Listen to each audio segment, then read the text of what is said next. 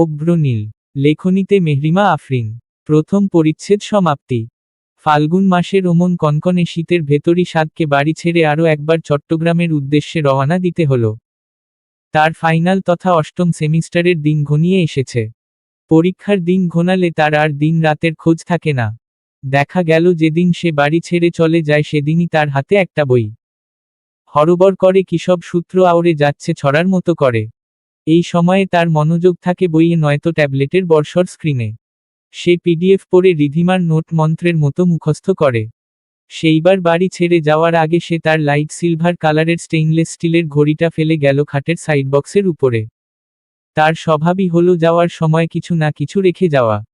সেই ভুলমনা সাত সেমিস্টার ফাইনালের দুশ্চিন্তায় পড়াশোনার চাপে হয়রান হয়ে বইখাতা আর পাহাড় হয়ে জমে থাকা পিডিএফের নিচে চাপা পড়ে গুলানা নামের মেয়েটিকেও বেমালুম ভুলে গেল। চট্টগ্রাম যাওয়ার সময় নিজের ভীষণ পছন্দের ঘড়িটির পাশাপাশি সাত গুলানার সাথে কাটানো তার অতি সামান্য স্মৃতিটুকুও বেখেয়ালে ফেলে রেখে এলো। পড়াশোনার চিন্তা মাথায় আসার পর চমৎকার সুন্দর আর বাড়াবাড়ি রকম ধৈর্যশীল ওই মেয়েটির মুখ আর কোনোদিন তার চোখের সামনে ভেসে ওঠেনি। তুরহান সকাল থেকে একটা ম্যাগাজিন হাতে নিয়ে বসে আছে। ম্যাগাজিন পড়ার ফাঁকে সে শম্পাকে ডেকে যাচ্ছে অনর্গল। শম্পা খালা, আমার স্যান্ডউইচ। তুমি কোথায়? এই খালা, খিদে পেয়েছে তো। শম্পা, স্যান্ডউইচ খাবো। তুরহান বিরক্ত হলো ভীষণ। এতবার ডাকার পরেও শম্পা খালার কোনো খবর নেই। সে সকাল থেকে খায়নি কিছু। খিদের জ্বালায় এখন পেট চোচো করছে। একটু পরে কেউ একজন একটা প্লেট এগিয়ে দিল তার সামনে। প্লেটে দুটো স্যান্ডউইচ রাখা। তুরহান স্বস্তির নিঃশ্বাস ছেড়ে বলল, ফাইনালি দিলে, নয়তো আমি ভেবেছিলাম তুমি আমাকে ভুলেই গেছ। সে প্লেটটা হাতে নিয়ে মুখ তুলল। সামনে দাঁড়ানো মেয়েটিকে দেখতেই সে বিচলিত বোধ করল। অপ্রস্তুত হয়ে বলল, তুমি কেন বানিয়ে আনলে? শম্পা খালাকে বলেছিলাম। গুলানা সহজ গলায় বলল, তুলন খুব পছন্দ করে স্যান্ডউইচ। তার জন্যই করেছিলাম। তুমিও তো চাইছিলে। তুলনের জন্য রাখোনি? অবশ্যই। দুইটা তুলনের। দুইটা তোমার। শম্পা খালা কোথায়? বাগানে গেছে। তুরহান মুখ কুঁচকে বলল, কেন? গাছে পানি দিতে। কচু দিবে? মিথ্যা কথা। ও বাগানে গেছে পাশের বাড়ির খসরুকে দেখবে বলে। খসরুকে? তুরহান মুখ শক্ত করে বলল, শম্পার এক্স। গুলানা চোখ বড় বড় করে বলল, শম্পা খালারও এক্স আছে? অবশ্যই আছে। আগে একটা ছিল, জাভেদ নাম। ওইটার বিয়ে হয়ে গেছে। এরপর খসরু। খসরুরও কি বিয়ে হয়েছে? আরে না, ও তো বিয়ে শাদি করবে না বলেই শম্পাকে ছেড়ে দিল। গুলানা ফিক করে হেসে দিল। পরক্ষণেই আবার আগ্রহী হয়ে বলল, তোমরা কি তোমাদের খালার বিয়ে দিতে চাও নাকি? অবশ্যই চাই। খালার বিয়েতে আমরা থিমও সেট করে রেখেছি। সাত ভাইয়া গানও ঠিক করে রেখেছে নাচার জন্য। গুলানা টেবিলে ঠেস দিয়ে দাঁড়িয়ে বলল, ভারী মজার তো তোমরা। আমি চাই তোমাদের শম্পা খালার বিয়ে হোক। কিন্তু বিয়ের পর শম্পা খালার বরকে আমরা ঘরজামাই রাখব। কারণ আমরা ওকে ছাড়া থাকতে পারবো না। বিশেষ করে আমি। গুলানা হাসল তার কথা শুনে। তুরহান ছেলেটা এত মিষ্টি, পুরুষ মানুষ বেশি মিষ্টি হলে ভালো দেখায় না। কেমন যে বাচ্চা বাচ্চা লাগে, অবুঝ মনে হয়। কিন্তু তুরহান ছেলেটাকে তার ভালো লাগে খুব। দেখলে মনে হয় এই নিষ্পাপ মুখটা শুধু তার সাথেই যায়। তুরহানের অ্যাক্সিডেন্টের কথা সে জানল একদিন বিকেলে।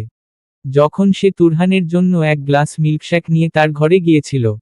তুরহানের চকোলেট মিল্কশেক পছন্দ। গুলানা কিছুদিন আগেই সেটা জানতে পেরেছে। সে প্রতিদিন শম্পা আর রেবেকার কাছে মিল্কশেকের বায়না ধরে। সেদিন রেবেকা একটা কাজে বাইরে যাওয়াতে গুলানা নিজেই তার জন্য মিল্কশেক বানিয়ে আনল।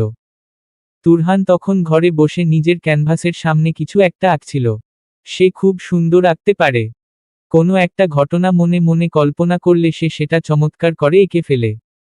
গুলানা ঘরে উকি দিয়ে বলল, Turhan, may I come in? Turhan ফিরে তাকালো তার দিকে। হাতে ধরে থাকা তুলিটা ক্যানভাস থেকে দূরে সরিয়ে আনন্দিত স্বরে বলল, ইয়েস ইউ ক্যান গুল্লু। গুলানা হাসি মুখে ঘরে এলো। তুরহানের বয়স 20। বয়সে সে গুলানার 1 বছরের বড়। অথচ আচরণে সে গুলানার কয়েক বছরের ছোট। তার মিল্কশেক পছন্দ। তার চকোলেট খেতে ভালো লাগে। সে মাসে মাসে ছবি আঁকার জিনিসপত্র কিনে। আবার কোনো কিছু পছন্দ না হলে অল্পতেই তার মন খারাপ হয়। আরেকটা বিষয় আছে, সেটা ওর মন। ওর মন 20 বছর বয়সী ছেলেদের মতন পরিপক্ক না। সে ভীষণ আবেগী। স্বভাবে বাচ্চাদের মতো। গুলানার তাকে এত ভালো লাগে। তুরহান তার হাতে থাকা গ্লাসটা দেখে বলল, তুমি মিল্কশেক এনেছো আমার জন্য? হ্যাঁ। তুমি না খুব পছন্দ করো? তুরহান চকচক চোখে গ্লাসটা হাতে নিল। মাথা নামিয়ে বলল, তুমি অনেক ভালো গুল্লু। আর তুমি অনেক মিষ্টি। তুরহান বলল, তিন্নি অভিযোগ তুলেছে তুমি আমাকে এখানে সবচেয়ে বেশি পছন্দ করো। এই অভিযোগ কি সত্যি? গুলানা তার ঘরের খাটের এক পাশে বসে পা দোলাতে দোলাতে জোর গলায় বলল, অবশ্যই। তুমি আমার প্রিয়র চেয়েও প্রিয়।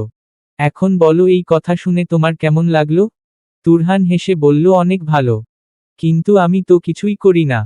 সারাদিন কেবল ছবি আঁকি আর রান্নাঘরের সামনে গিয়ে খাবার খুঁজি। তবুও যে তুমি কেন আমায় এত পছন্দ করো গুল্লু?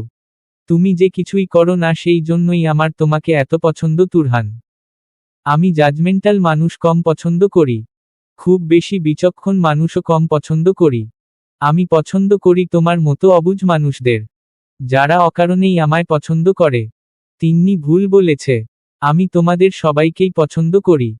তিন্নি আর সাইম কখনো কোনো আবদার করেনি আমার কাছে। তাই তাদের সাথে তেমন কথাও হয়নি। নয়তো তোমরা সবাই আমার খুব পছন্দের। তোমাদের এই বাড়ির নাম পারলে আমি আদরের বাড়ি রাখতাম জানো? সেদিনই তুরহান তাকে তার অ্যাক্সিডেন্ট নিয়ে বলল। গুলানা ধৈর্যশীল শ্রোতা। সে বরাবরই মনোযোগ দিয়ে কথা শুনতে পারে। তুরহানের অ্যাক্সিডেন্ট হয়েছিল প্রায় 1 যুগ আগে, যখন সে ক্লাস 2তে পড়ত। তার বড় খালামণির বাসায় গিয়ে তার খালুর সাথে গাড়িতে করে কোথাও যাওয়ার সময় অ্যাক্সিডেন্টে তার কোমরের নিচ থেকে 2 পা প্যারালাইজড হয়ে গেছে। এরপর থেকে এই ধূসর রঙের হুইলচেয়ারটা তার সঙ্গী হয়েছে। তুরহান তাকে বোঝা বলে না, সে উল্টো করে বলে এটা তার বন্ধু। এটা না থাকলে সে চলতো কেমন করে? গুলানা বলল, মাঝে মাঝে তুমি খুব বড় মানুষদের মতো কথা বলো তুরহান। তোমাকে তখন আর বাচ্চা বাচ্চা লাগে না। জবাবে তুরহান কেবল হাসে। প্রথমে অনেক কষ্ট হতো। সবাই হাঁটছে খেলছে দৌড়ে দৌড়ে এদিক সেদিকে যাচ্ছে। অথচ সে কিছুই পারছে না। পরে অবশ্য দুঃখ সয়ে গেছে। অনেকদিন ধরে একটা জিনিস মানুষকে দুঃখ দিতে থাকলে একসময় আর দুঃখটা ভারী মনে হয় না। সব হালকা লাগে। তুরহান কালার প্যালেট থেকে গাঢ় নীল রং তুলিতে তুলে বলল, আমি আজ কি আঁকছি জানো? কি? আমাদের 6 জনের একটা আর্ট। 6 জন কে কে? আমি, তুমি, তুলন, সাত ভাইয়া, সাইম ভাইয়া আর তিন্নি। তুমি আমাকেও এঁকেছ? হ্যাঁ। তুলনকেও? অবশ্যই। ছবিতে আমরা কি করছি? ছবিতে? ছবিতে আমরা ছাদে বসে গল্প করছি। একসাথে এক আকাশের নিচে। গুলানা জড়ানো স্বরে বলল, তুমি খুব ভালো তুরহান। আরও অনেকগুলো বছর পরেও তুমি এমনই থেকো। সে একটু পরে নিজেই উঠে চলে এলো সেখান থেকে। নানুভাইয়ের ঔষধ খাওয়ার সময় হয়েছে। গুলানা এখন তার সামনে যাবে। গিয়ে ঔষধের পাতা থেকে একটা ঔষধ বের করে তার সামনে হাত বাড়িয়ে দিবে। গিয়াস সাহেব তখন অবাক হয়ে তাকাবেন তার দিকে। তারপর অন্যমনস্ক হয়ে যাবেন। গুলানাকে পাশে বসিয়ে অনেকটা সময় তিনি কোনো কথা বলবেন না। 2 জন চুপচাপ বসে নীরবতা উপভোগ করবে, নৈশব্দ উপভোগ করবে।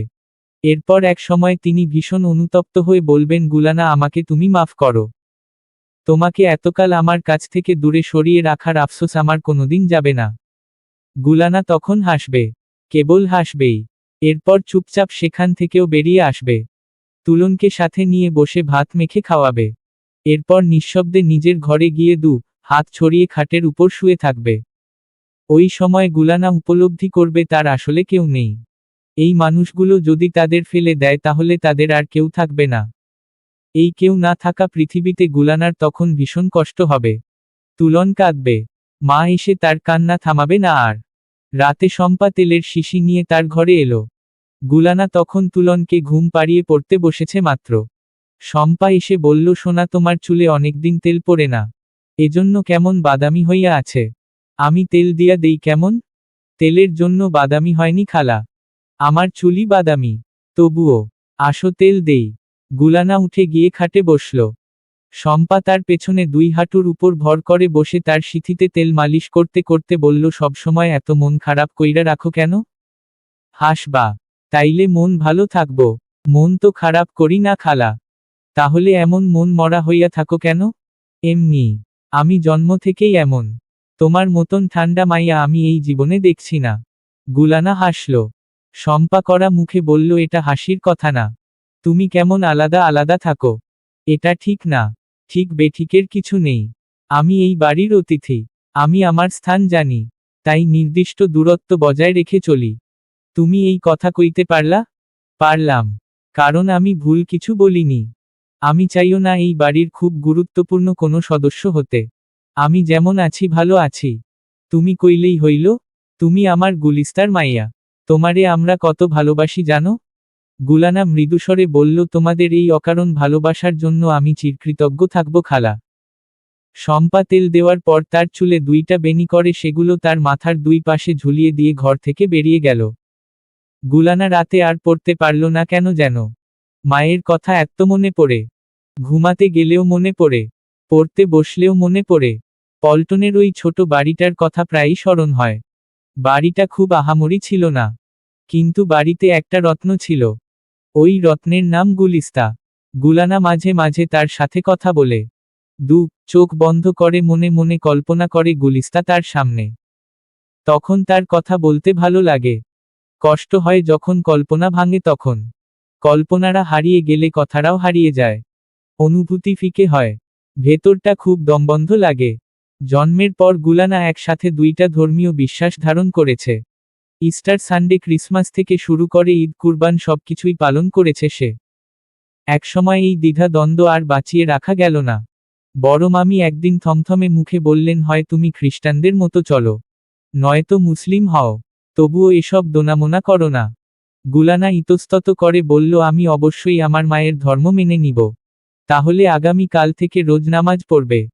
তোমার জন্য নামাজ ফরজ? জি। গুলানা পরের দিন থেকেই নামাজ পড়তে পারেনি। সূরা শেখা, নিয়ম শেখা, এসব তো আর একদিনে হয় না। রুনা তাকে আগলে ধরে বললেন, ওর সব দায়িত্ব আমার। তুমি এত রাগ হও না ভাবি। আমি সব শিখিয়ে দিব তাকে। রাগ কোথায় হচ্ছি রুনা? আমি কি রেগে কথা বলছি এখন? না, একদমই না। তুমি যাও, আমি শেখাচ্ছি ওকে। রেবেকা নিষ্প্রভ মুখে চলে গেলেন। রুনা গুলানাকে একটা সোফার উপর বসিয়ে তার 2 কাঁধে হাত রেখে হাসি হাসি মুখে বললেন, ইসলাম শান্তির ধর্ম, কোনো জোর জবরদস্তির ধর্ম না। আজকেই শিখে নামাজে দাঁড়াতে হবে এমন কোনো কথা নেই। ঈমান এনেছো যখন তখন অবশ্যই একদিন শিখবে। যেদিন শিখবে সেদিনই পড়বে। কোনো জোর নেই, কোনো বোকাও নেই। আমি জানি তুমি পারবে। রুনা এত জোর দিয়ে বলল কথাটা যে ভেতর থেকে গুলানারও মনে হলো সে পারবে। অবশ্যই পারবে। না পারার তো কিছু নেই। একদিন সন্ধ্যার কথা। নাজমুল সাহেবটি টেবিলের উপরে থাকা পেপারওয়েটটা ঘোরাতে ঘোরাতে বললেন, গুলানা তুমি কি জানো আকাশের রং নীল কেন? Why sky is blue? Gulana ডানে বায় মাথা নাড়ল। উত্তর সে জানে। কিন্তু নাজমুলকে সে যতটুকু চিনেছে এতে মনে হলো নাজমুল এ ধরনের প্রশ্নের উত্তরে জি শুনতে পছন্দ করে না। সে জ্ঞান ভাগাভাগি করতে চায়। আগে থেকেই কেউ উত্তর জেনে নিলে ব্যাপারটা অত্যন্ত শীতল হয়ে দাঁড়ায়। গুলানা তাই তার প্রত্যেক প্রশ্নের জবাবে কেবল অবুঝের মতো মাথা নাড়ে। নাজমুলের সাথে তার প্রায় রোজ সন্ধ্যায় এমন জ্ঞানের আসর বসে। নাজমুল তাকে বিজ্ঞান মনোবিজ্ঞানের 100 রকম প্রশ্ন করে। গুলানা বুদ্ধিমান শ্রোতার মতো তার সব কথা শুনে। নাজমুল বললেন, স্কাই ইজ ব্লু বিকজ বেগুনি আর নীল আলোর তরঙ্গদৈর্ঘ্য সবচেয়ে ছোট। যেই আলোর তরঙ্গদৈর্ঘ্য ছোট ওইটার বিচ্ছুরণ বেশি আকাশে, সেটা দেখাও যায় বেশি। আর তাই আকাশকে আমরা নীল দেখি। বুঝেছ? জি। ধন্যবাদ। নাজমুল প্রসন্ন হাসলেন। চায়ের কাপে বড় একটা চুমুক দিয়ে পরিতৃপ্তির সুরে বললেন, তুমি ভীষণ সেন্সিবল। তোমাকে আমার পছন্দ হয়েছে। থ্যাংক ইউ মামা। এবার বলো তো, সূর্যাস্ত কিংবা সূর্যোদয়ে আকাশ লাল কমলা হয় কেন? তিন্নি ঘরে এসে উৎফুল্ল স্বরে বলল, চাচ্চু চাচ্চু, সাত ভাইয়া এসেছে। নাজমুল চায়ের কাপটা টেবিলের উপর রেখে নির্বিকার মুখে বললেন, তাতে কি? তার বাড়িতে সে আসতেই পারে। নিচে যাবে না তুমি? আমরা সবাই যাচ্ছি। নিচে যাওয়ার তো কিছু নাই। সাদ তো নতুন নতুন বাড়ি আসছে না যে দুয়ারে দাঁড়াতে হবে। সে বাড়ি চেনে, নিজের ঘরও চেনে। তাকে আনার জন্য এত ব্যস্ত হওয়ার কি আছে? অত্যন্ত ন্যাকা আর আদিক্ষেতা তোমাদের কাজকর্ম। তুমি খুব পানসা। আর তুমি খুব বেয়াদব। দেখছো না গুলানার সাথে গুরুত্বপূর্ণ আলাপ করছি? তবুও মাঝপথে এসে ন্যাকা আলাপ জুড়েছ। তিন্নি ভেঙচি কেটে জিভ দেখিয়ে বলল, করো তোমার গুরুত্বপূর্ণ আলাপ। আমি গেলাম নিচে। বলেই সে কোনোরকমে সটকে গেল। গুলানা হাসি চেপে রেখে নাজমুলের দিকে তাকালো। নাজমুল হতাশ মাথা নেড়ে বললেন, এদের দিয়ে কিছু হবে না। না নিজেরা শিখে না অন্যকে শিখতে দেয়। তা যেটা বলছিলাম, সূর্যাস্তের সময় আকাশ লালচে কমলা হয় কারণ তখন সূর্যের আলো অনেকটা দূরত্ব অতিক্রম করে আমাদের কাছে পৌঁছায়।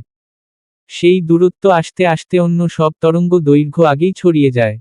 অবশিষ্ট থাকে কেবল লাল আলো। তাই সূর্যাস্তের সময় আকাশ হয় লাল।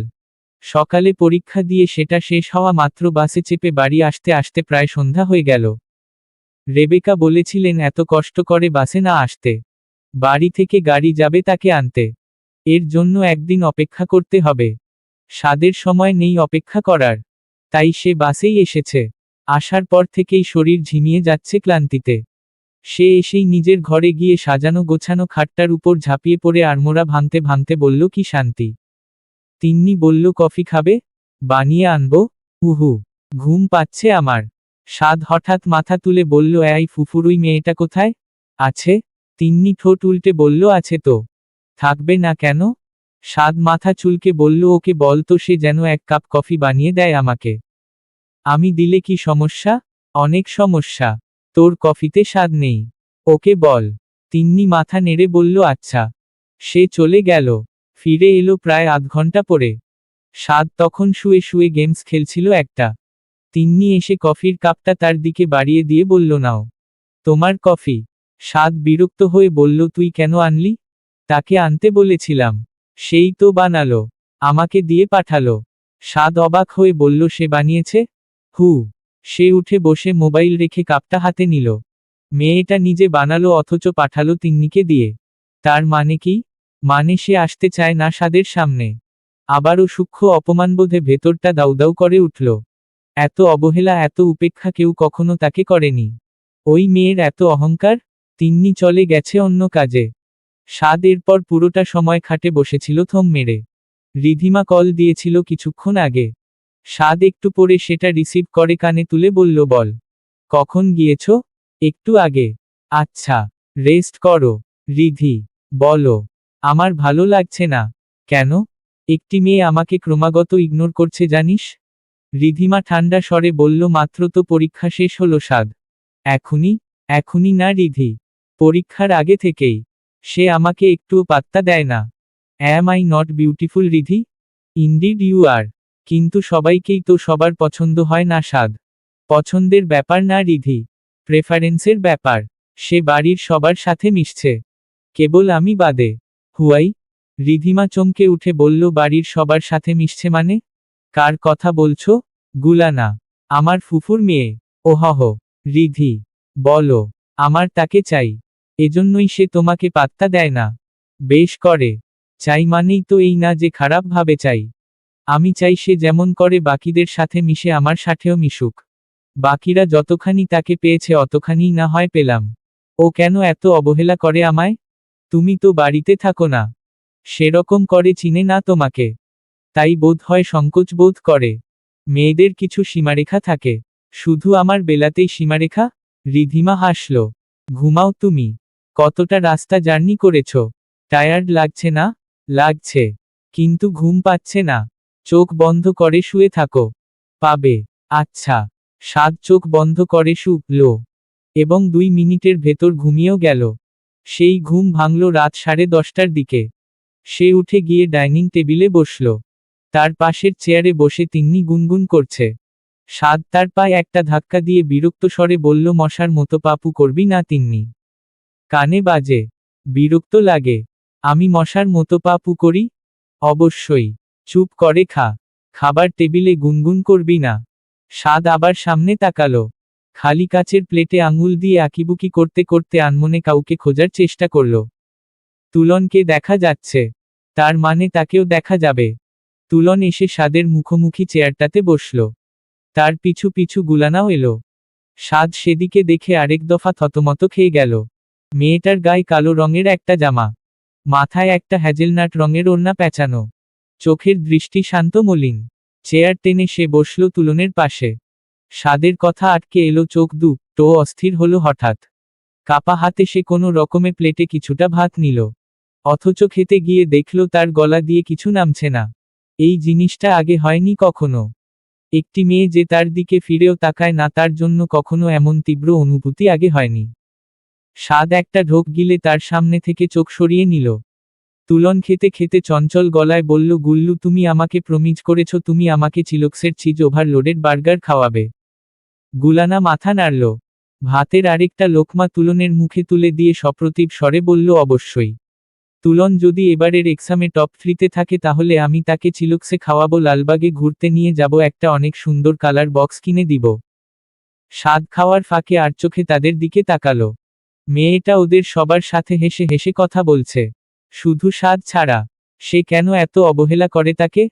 স্বাদ কখনোই তার সাথে খারাপ ব্যবহার করেনি।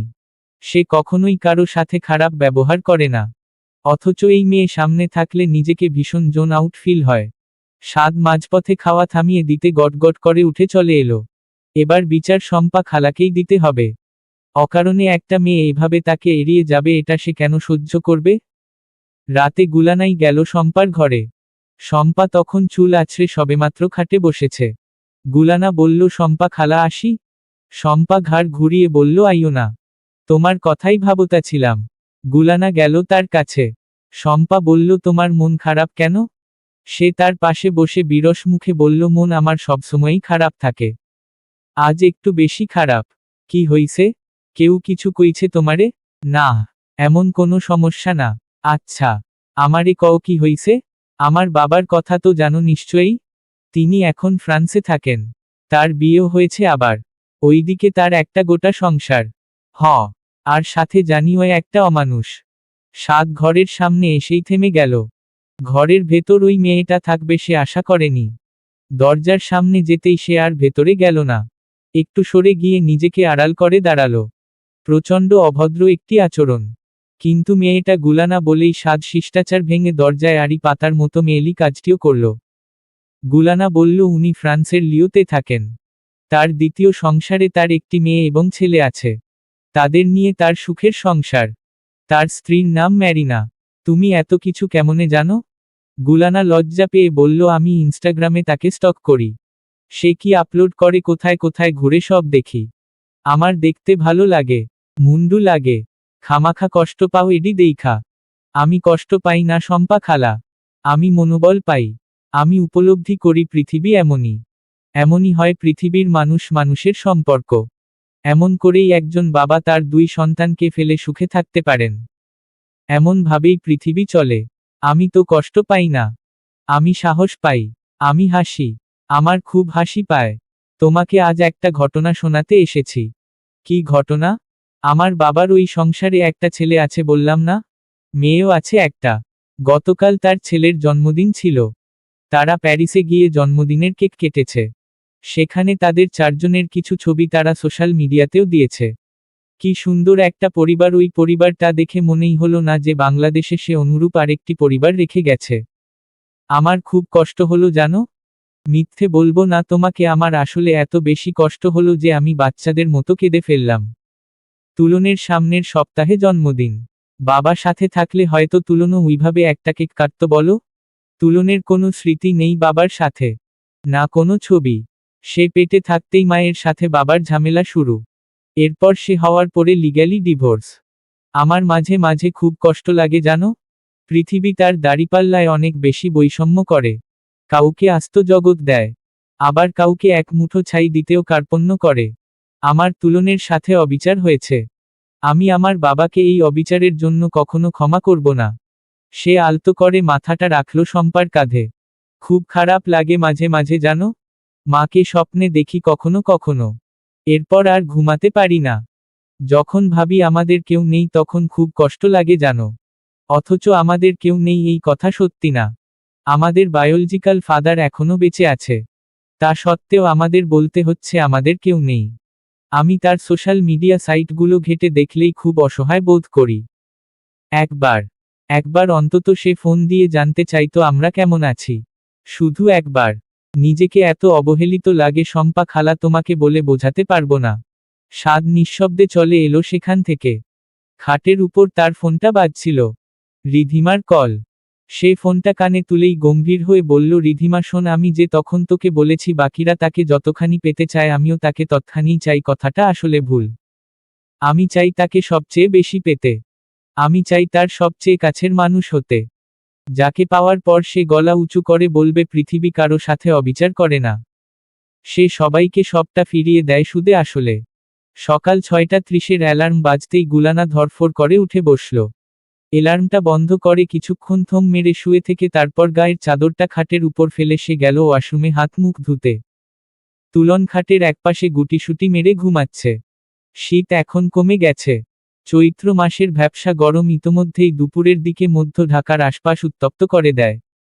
তুলানা হাত মুখ ধুয়ে এসে তুলনকে ডেকে তুলল। তুলন চোখ ডলতে ডলতে বলল, আজ যাব না গুল্লু। প্লিজ। যেতে হবে। তুমি গতকালও যাওনি। দেখি উঠে বসো তো। তুলন ঘুম ঘুম চোখে উঠে বসল। তার নাক ফুলে আছে।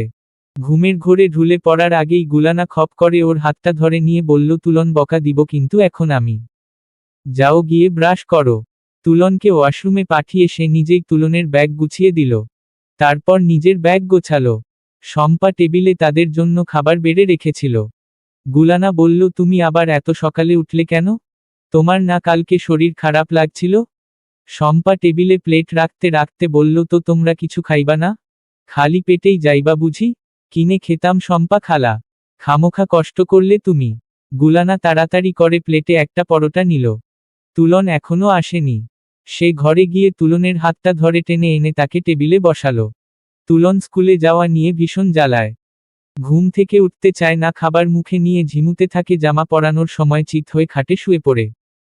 এই জ্বালা যন্ত্রণার ভেতরেই গুলানা নামের ধৈর্যশীল মেয়েটি তাকে ইউনিফর্ম পরায়, কোমরে বেল্ট বাঁধে, গলায় ঝুলায় একটা নীল রঙের পানির ফ্লাক্স। তারপর নিজের রোজগোল্ড বর্ডারের ব্ল্যাক স্কার্ফটা মাথায় তুলে তুলনের ব্যাগটা নিজের হাতে নিয়ে সে বেরিয়ে যায় বাড়ি থেকে। তুলনকে স্কুলে দিয়ে সে নিজের ক্লাস করে। অ্যাডমিশনের ক্লাস। সে জানে চান্স পাওয়ার মতো পর্যাপ্ত সময় সে পড়াশোনার পেছনে দিচ্ছে না। মানসিকভাবে সে ওইরকম কোনো অবস্থাতেও নেই। তবুও যতটুকু সম্ভব সে চেষ্টা করে। সেদিন ক্লাস শেষ করে গুলানা গেল তুলনের স্কুলের সামনে। চৈত্র মাসের ভ্যাপসা করকরে গরমে ঢাকার আবহাওয়া তখন উত্তপ্ত, অসহ্যকর। ব্যাগের সাইড পকেট থেকে একটা রুমাল বের করে আলগোছে কপালের ঘাম মুছে গুলানা তাকালো রাস্তার দুই পাশে। স্কুল ছুটি হতে এখনো 10 মিনিটের মতো বাকি। পাশে একজন লোক ঝালমুড়ি বানাচ্ছেন। গুলানা বলল, আমাকেও একটা দিন। লোকটার কাছ থেকে ঝালমুড়ি নিয়ে সে শূন্য চোখে চারপাশে তাকালো। ছুটির সময় ঘনিয়ে আসতেই মানুষ বাড়ছে চারপাশে। এর মাঝে 2-3 জন লোক গোল গোল চোখে উৎসাহ নিয়ে তার দিকে তাকালো। সেই নজর মুখ থেকে নেমে আরেকটু নিচে আসতেই গুলানা স্কার্ফ দিয়ে ভালোভাবে নিজেকে জড়িয়ে নিল। ভিড়ভাট্টার জায়গায় এই এক সমস্যা। চোখ দিয়ে গিলে খাওয়া লোকের অভাব হয় না। মন চায় উঠে গিয়ে চড় মারতে। ভাগ্যিস গুলানা গ্লসোফোবিয়ার পেশেন্ট, নয়তো উঠে গিয়ে এদের চড় মারার মহৎ উদ্যোগটা সেই প্রথম নিত। চোখে থাকা কালো রঙের র্যাবেন চশমাটা আঙুল দিয়ে ঠেলে চোখের মাঝামাঝি এনে কালো রঙের ইজিপশিয়ান কটন শার্টের গলার কাছের একটা বোতাম খুলে সিলভার চেইনের ঘড়ির বৃহদাকার ডায়ালারে অলক্ষ্যে একনজর চোখ বুলিয়ে চকচকে লেদার স্টিয়ারিংয়ে হাত ঘুরিয়ে কুচকুচে কালো বেন্টলি মোটরসের গাড়িটা মাঝারি বেগ নিয়ে স্কুল গেইটের সামনে এসে থামল। স্টিয়ারিংয়ের উপর তার নিয়ন্ত্রণ আছে বহুদিন ধরে। গাড়িটা নির্দিষ্ট স্থানে থামিয়ে আর্মরেস্টে থাকা উইন্ডো সুইচে প্রেস করে সে গম্ভীর মুখে গাড়ির জানালা নামালো। চোখ জুড়ে থাকা র্যাবেন চশমার অবস্থান অনড় রেখে কেবল ঘাড় ঘুরিয়ে সে তাকালো রাস্তার অন্য পাশে। ম্যাডেলিন জুস কার্টের ঠিক সামনে একটা টুলের উপর বসে চুপচাপ ঝালমুড়ি খেতে থাকা মেয়েটা আপাতত তার মনোযোগের কেন্দ্রে আছে। পুঙ্খানুপুঙ্খভাবে তাকে খুঁটিয়ে দেখার পর মুখে থাকা অস্পষ্ট হাসি গায়েব করে নিয়ে গাম্ভীর্যের পড়তে সবকিছু ঢেকে নিয়ে উইন্ডো সুইচে পুনরায় প্রেস করে সে জানালার কাচ উপরে তুলে নিল। এবার চোখ থেকে চশমা নামালো সে। দেখল অত্যন্ত বিরক্তিতে চোখ মুখ সংকুচিত হয়ে এসেছে অন্য পাশের ফুটপাতে নির্বিকার মুখে বসে থাকার রমণীর। শতাব্দীর এই সুবিশাল মলিনতায় আচ্ছাদিত মেয়েটিকে প্রাণোচ্ছল করার কোনো চেষ্টা সে আজ পর্যন্ত করেনি। কারণ আজ অবধি সে কখনো তাকে পেতে চায়নি। শ্বাস ফেলল সাদ। সিটবেল্ট খুলে পেছনের দিকে পিঠ এলিয়ে দিয়ে কিছুক্ষণ চোখ বুজে বসে থাকল সে। তুলনের স্কুল এখনই ছুটি হবে। তারপর স্কুল গেট থেকে সারিবদ্ধভাবে বাচ্চারা বেরিয়ে আসবে। তাদেরকে তাদের প্যারেন্টদের কাছে বুঝিয়ে দিয়ে ক্লাস ইন্সট্রাক্টররা গেট দিয়ে আবার ভেতরে চলে যাবেন। এরপর তুলনের হাত ধরে গুলানা যাবে একটা আইসক্রিমের দোকানে। সেখানে একটা আইসক্রিম কিনে জন রিকশায় উঠবে। গত 2-3 দিন ধরে এই দৃশ্য দেখে সবকিছু মুখস্থ হয়ে গেছে তার। যথারীতি স্কুল ছুটি হলো। গুলানা টুল থেকে উঠে ছোট ছোট পায়ে গেইটের কাছে হেঁটে গেল। তুলনকে দেখতেই সে তাড়াতাড়ি করে তার কাছে এগিয়ে গেল। এক হাতে শক্ত করে তুলনের হাতটা ধরে সে রাস্তা পার হয়ে অন্য পাশে চলে এলো। সেখান থেকে আইসক্রিম কিনে সেটা তুলনের হাতে ধরিয়ে রোদের তাপে চোখ বুজে সে ফুটপাত ধরে একটুখানি সামনে এগিয়ে এলো। হঠাৎ একটা গাড়ি আচানক ব্রেক কষে থেমে গেল তার সামনে। অবাক হয়ে একটুখানি পিছিয়ে গিয়ে গুলানা তাকালো গাড়ির জানালার দিকে। গুনে গুনে ঠিক 2 সেকেন্ড অতিবাহিত হওয়ার পর জানালার কাঁচ নামিয়ে এক জোড়া চোখ ঘুরে তাকালো তাদের দিকে। তার এক হাত স্টিয়ারিংয়ে, অন্য হাত গিয়ারের উপর। তুলনকে দেখেই সে একগাল হেসে নরম স্বরে বলল, তুলন স্কুল শেষ? আইসক্রিম খেতে খেতে ভরিয়ে ফেলা গালটা এক হাতে মুছে তুলন মাথা নাড়ল। স্বাদ ঠান্ডা স্বরে বলল, চলো বাড়ি যাই আমরা। বলেই সে গাড়ি থেকে বেরিয়ে পেছনের দরজা খুলে দিয়ে দাঁড়ালো। তুলন আইসক্রিমে আরেকটা কামড় দিয়ে সামনে পা বাড়ানোর আগেই গুলানা খপ করে তার হাতটা টেনে ধরল। তুলন কপাল কুঁচকে তার দিকে তাকালো। স্বাদ বলল, কি হয়েছে? গুলানা এক পা পিছিয়ে গিয়ে নির্লিপ্ততা স্বরে বলল, আমরা রিকশাতে করেই যাব। সমস্যা নেই। কেন? আমার গাড়িতে উঠলে যাবে তোমার? চমকে উঠে সে তাকালো তার দিকে। স্বাদের কপালের 3টা রগ স্পষ্ট হয়ে ফুলে উঠেছে।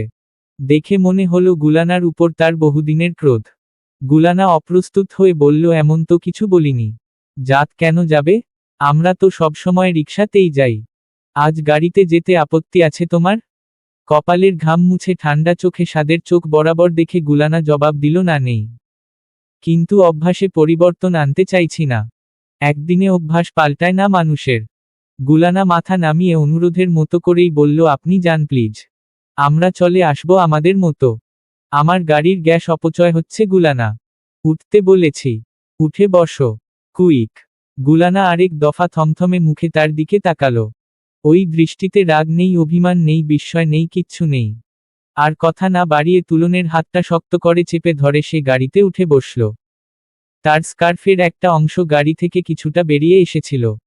স্বাদ এক হাতে সেটা তুলে নিয়ে গুলানার কোলের উপর রেখে এক নজর তাকালো তার দিকে। মেয়েটা খপ করে একটানে নিজের হিজাবটা নিজের হাতের মুঠোয় নিয়ে এলো। স্বাদ একদৃষ্টে তাকানোর পরেও সে নড়ল না, একবার ঘুরে তাকালোও না তার দিকে। ভারী নিঃশ্বাস ফেলে সবকিছু বহু কষ্টে হজম করে নিয়ে স্বাদ দরজা বন্ধ করে ড্রাইভিং সিটে গিয়ে বসল।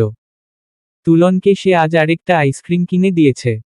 তুলন সেটা হাতে নেওয়া আগেই গুলানা তার হাত ধরে ফেলে গম্ভীর মুখে বলল, এটার প্রয়োজন নেই। সে একটু আগেই একটা আইসক্রিম খেয়েছে। আবার খেলে কি হবে? ঠান্ডা লেগে যাবে। তুমি রোজ রোজ খাওয়াতে পারো। তখন কিছু হয় না। আর আমি এক বেলা খাওয়াতে গেলেই ঠান্ডা লেগে যাবে? গুলানা ঠান্ডা চোখে তার দিকে তাকালো। তার চেয়েও ঠান্ডা গলায় জানতে চাইল, আমি আর আপনি কি এক হলেন? বলে সে নিজ থেকে আইসক্রিমটা হাতে নিল। তারপর সেটার প্যাকেট খুলে তুলনের হাতে ধরিয়ে দিয়ে বলল, নাও, খাও।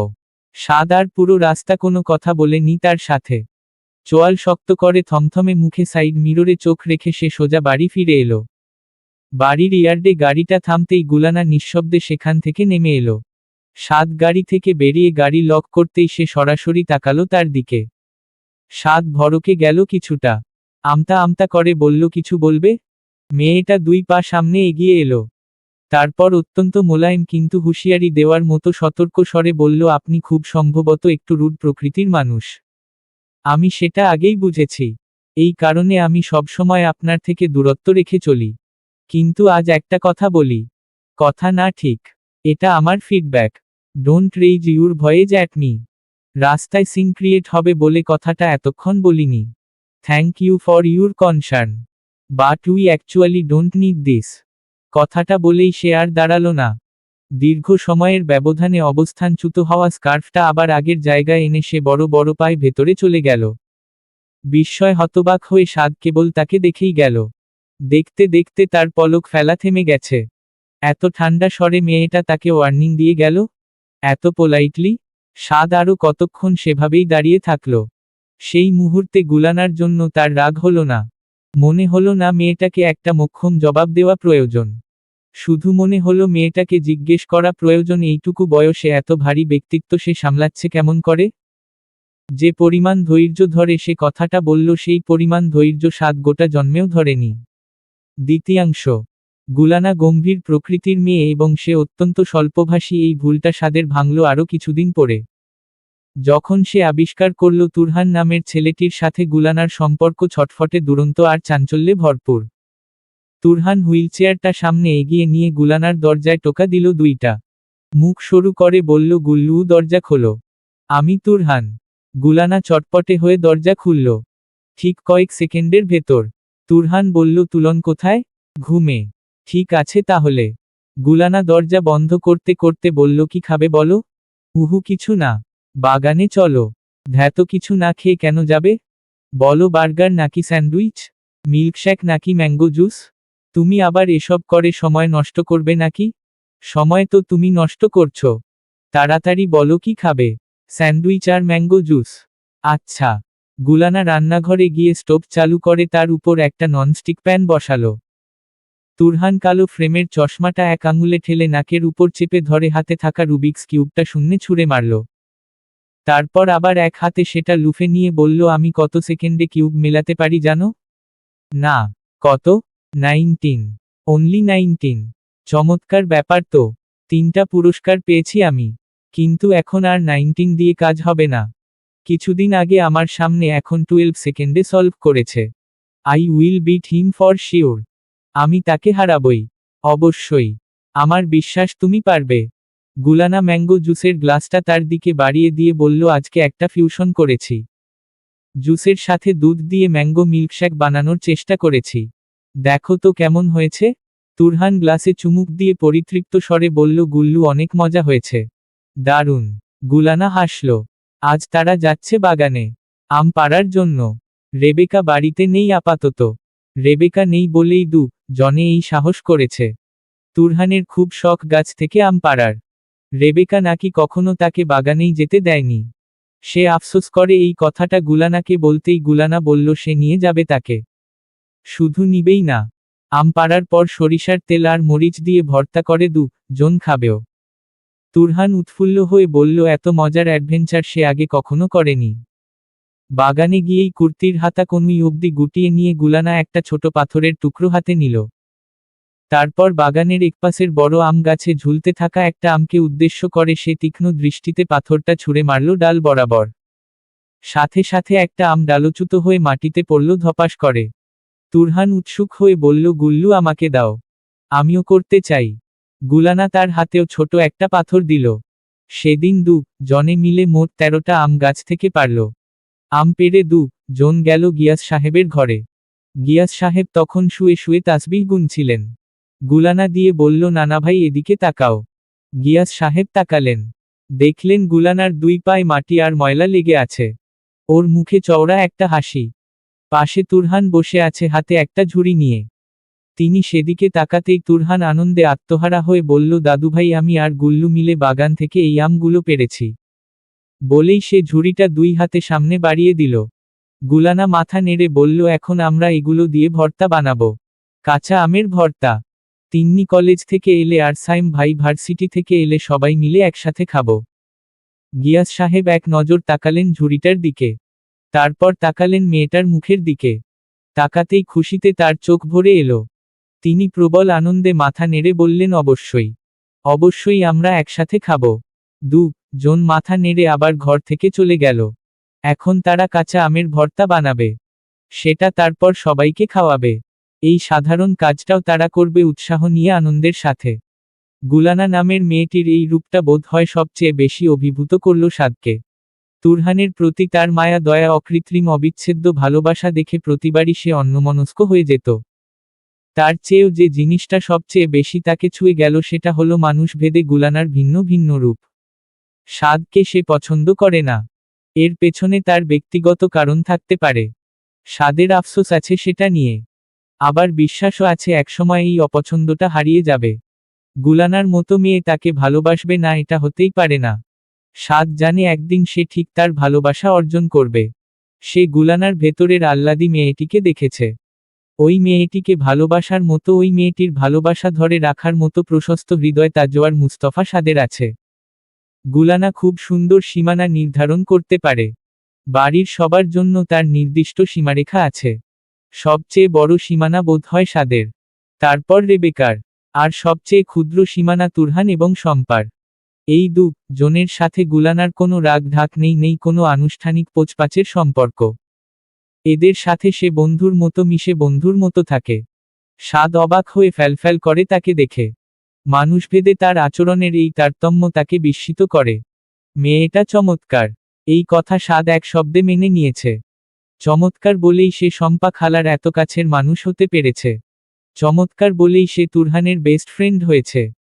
চমৎকার বলেই সে বাড়ির কেউ না হয়েও বাড়ির মূল চরিত্র হয়ে গেছে। চমৎকার বলেই সে সাদকে এমনভাবে ধরাশায়ী করেছে যে সাদের বাউন্ডুলে বেপরোয়া ভাব তার সামনে এসে মুখ থুবড়ে পড়েছে।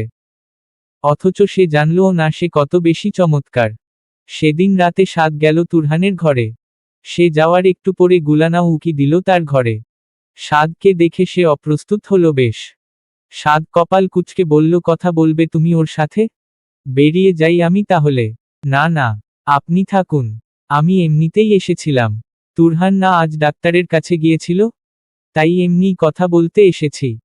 তুরহান সাদকে ডিঙিয়ে উকি দিয়ে তার দিকে তাকালো। গুলানা ভ্রু উঁচিয়ে বলল, কি হয়েছে? কি বলল ডাক্তার? বলেছে আমি আর 1 মাস পরেই মারা যাব। বলে তুরহান ফিক করে হেসে দিল। সাদ চোখ কটমট করে বলল, এসব কেমন কথা তুরহান? গুলানা মুখ শক্ত করে সোজা হয়ে দাঁড়ালো। তুরহান একগাল হেসে বলল, রাগ করলে নাকি? সে কিছু বলল না। উল্টো সাদকে এক নজর দেখে গম্ভীর মুখে বলল, আপনার ভাইকে কানের নিচে একটা চড় মারুন। ও ভীষণ উল্টা পাল্টা কথা বলে। কথা শেষ করে সে তড়িঘড়ি পায়ে বেরিয়ে এলো সেখান থেকে। তার আধার নামা মুখখানা দেখে সাদ হেসে ফেলল আনমনে। এমন রাগ অভিমান সে তুরহান বাদে আর কারো সাথে করে না। সেদিন আবারও সাদের মনে হলো তুরহান এই বাড়ির এমন এক সদস্য যাকে গুলানা তুলনের পর সবচেয়ে বেশি আপন করে নিয়েছে। গুলানা বলেছিল সে নিজের গণ্ডি বোঝে। গণ্ডি পেরিয়ে কারো সাথেই খুব বেশি মেশা তার স্বভাব বিরুদ্ধ। কিন্তু তুরহান সেই গণ্ডি মানল না। ওকে পেয়ে গুলানার মনে হলো এই বাড়ি ছাড়লে সে তুরহানকে মিস করতে করতে অসুস্থ হয়ে যাবে। সাদ কেবল অবাক হয় তাকে দেখে। তুরহানের হার্টে সমস্যা।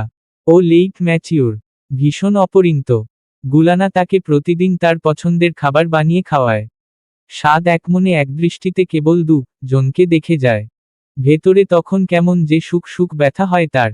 যেই মেয়ে তুরহানকে ভালোবাসতে পারে, তুরহানের ইম্যাচিউরিটি সয় নিতে পারে, সে অবশ্যই একদিন সাদকে সয় নিবে।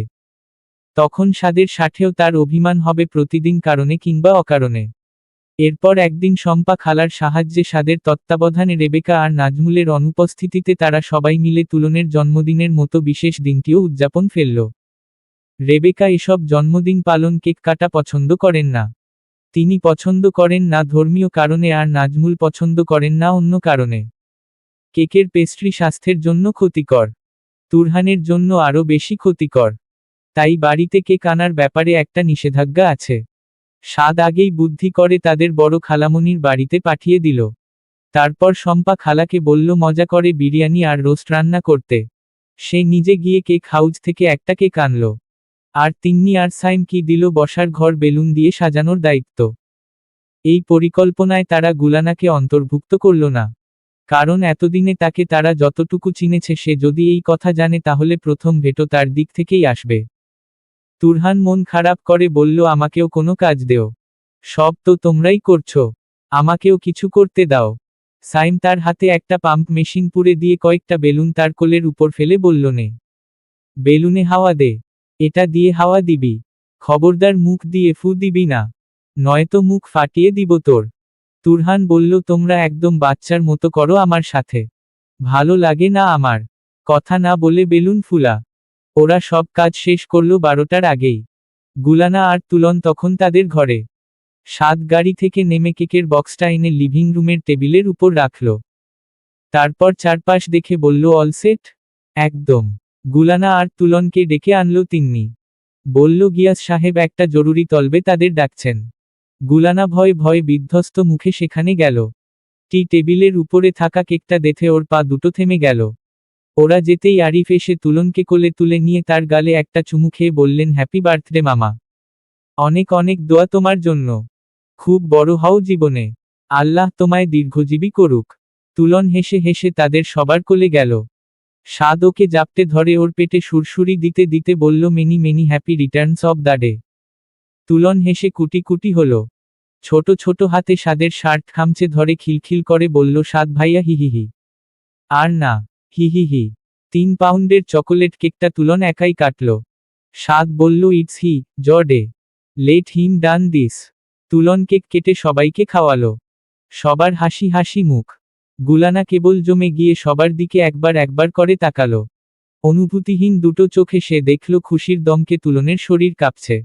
সবার মধ্যমণি হয়ে তুলন ছুটছে লিভিং রুমের আনাচে কানাচে। সবাইকে নিজ হাতে কেক খাওয়াচ্ছে। সেই সময় সেই জায়গায় দাঁড়িয়ে গুলানার মনে হলো এর চেয়ে সুন্দর পৃথিবীর আর কোনো দৃশ্য হতেই পারে না। তার চোখ ভরে এলো। তুলন তাকে কেক খাওয়াতে আসার পরে সে খুব সাবধানে নিজের চোখ মুছে নিল। সেই রাতে অপ্রত্যাশিতভাবে সাদের সাথে কথা হলো তার। সাদ আশা করেননি তাকে। তার উদ্দেশ্য গুলানাকে চমকে দেওয়া ছিল না। তার উদ্দেশ্য ছিল বাবার অবহেলায় বড় হতে থাকা একটা 6 বছর বয়সী বাচ্চাকে একটি সুন্দর দিন উপহার দেওয়া। তুলন যেন কখনো না ভাবে সে একা। সে যেন ভাবে তার জীবনে অনেক অনেক মানুষ আছে। সে যেন ভাবে তার একটা সুন্দর পরিবার আছে। সবাই যখন শম্পার রান্না করা বিরিয়ানি খেতে বসল, সাদ তখন একটা কল রিসিভ করতে ব্যালকনিতে গিয়েছিল। সে ফিরে আসতেই দেখল লিভিং রুমে গুলানা দাঁড়িয়ে আছে। সাদ কপালে ভাঁজ ফেলে তার দিকে তাকালো। দেখে মনে হচ্ছে তার সাথে কথা বলবে বলেই দাঁড়িয়েছে। অদ্ভুত তো, তার সাথে ওর কী বা কথা থাকতে পারে। সে এগিয়ে আসতেই মেয়েটা আচ্ছন্ন স্বরে বলল, thank you. Thank you so much. Why? Because you have made our day. আপনি আমাদের দিনটা সুন্দর করে দিয়েছেন। আমি বোঝাতে পারবো না আমার ঠিক কতটা খুশি লাগছে। আমি একা করিনি, সবাই মিলেই করেছি। ইনিশিয়েটিভ তো আপনার। কে বলল? সায়েম। ওহ হ। গুলানা মাথা নামিয়ে বিনীত স্বরে বলল, আমি একটু অসামাজিক প্রকৃতির মানুষ। আমি খুব স্বতঃস্ফূর্ত হয়ে কথা বলতে পারি না। আমার কথা যদি কখনো আপনার কাছে কর্কশ শুনিয়ে থাকে, then I am sorry for that. আমার ইন্টেনশন কখনোই আপনাকে আঘাত করা ছিল না। আমি আসলে সহজ হতে পারি না সহজে। এটাই মূল সমস্যা। সাদ তাচ্ছিল্য করে বলল, এবং তুমি কোনোদিন আমার সাথে সহজ হওয়ার চেষ্টাও করনি। You ignored me in every possible way. না, এটা আপনার ভুল ধারণা। আমার সহজ হওয়া সময়সাপেক্ষ ব্যাপার। যাদের সাথে আমার খুব বেশি দেখা হয় তাদের সাথেই আমি সহজ হতে পারি। আপনাকে আমি দেখেছি খুব কম। আপনার সাথে আমার সম্পর্ক ফর্মাল। আমি কাউকে ইগনোর করি না। আমি কেবল নিজের সংকোচ এড়াতে মানুষকে এড়িয়ে যাই। The problem is me, not you. আমি কখনোই আপনাকে এড়িয়ে যাইনি। আমি গ্লসোফোবিয়ায় ভুগছি, এই সত্য গোপন করার জন্য আমি একটু চেপে রাখি নিজেকে।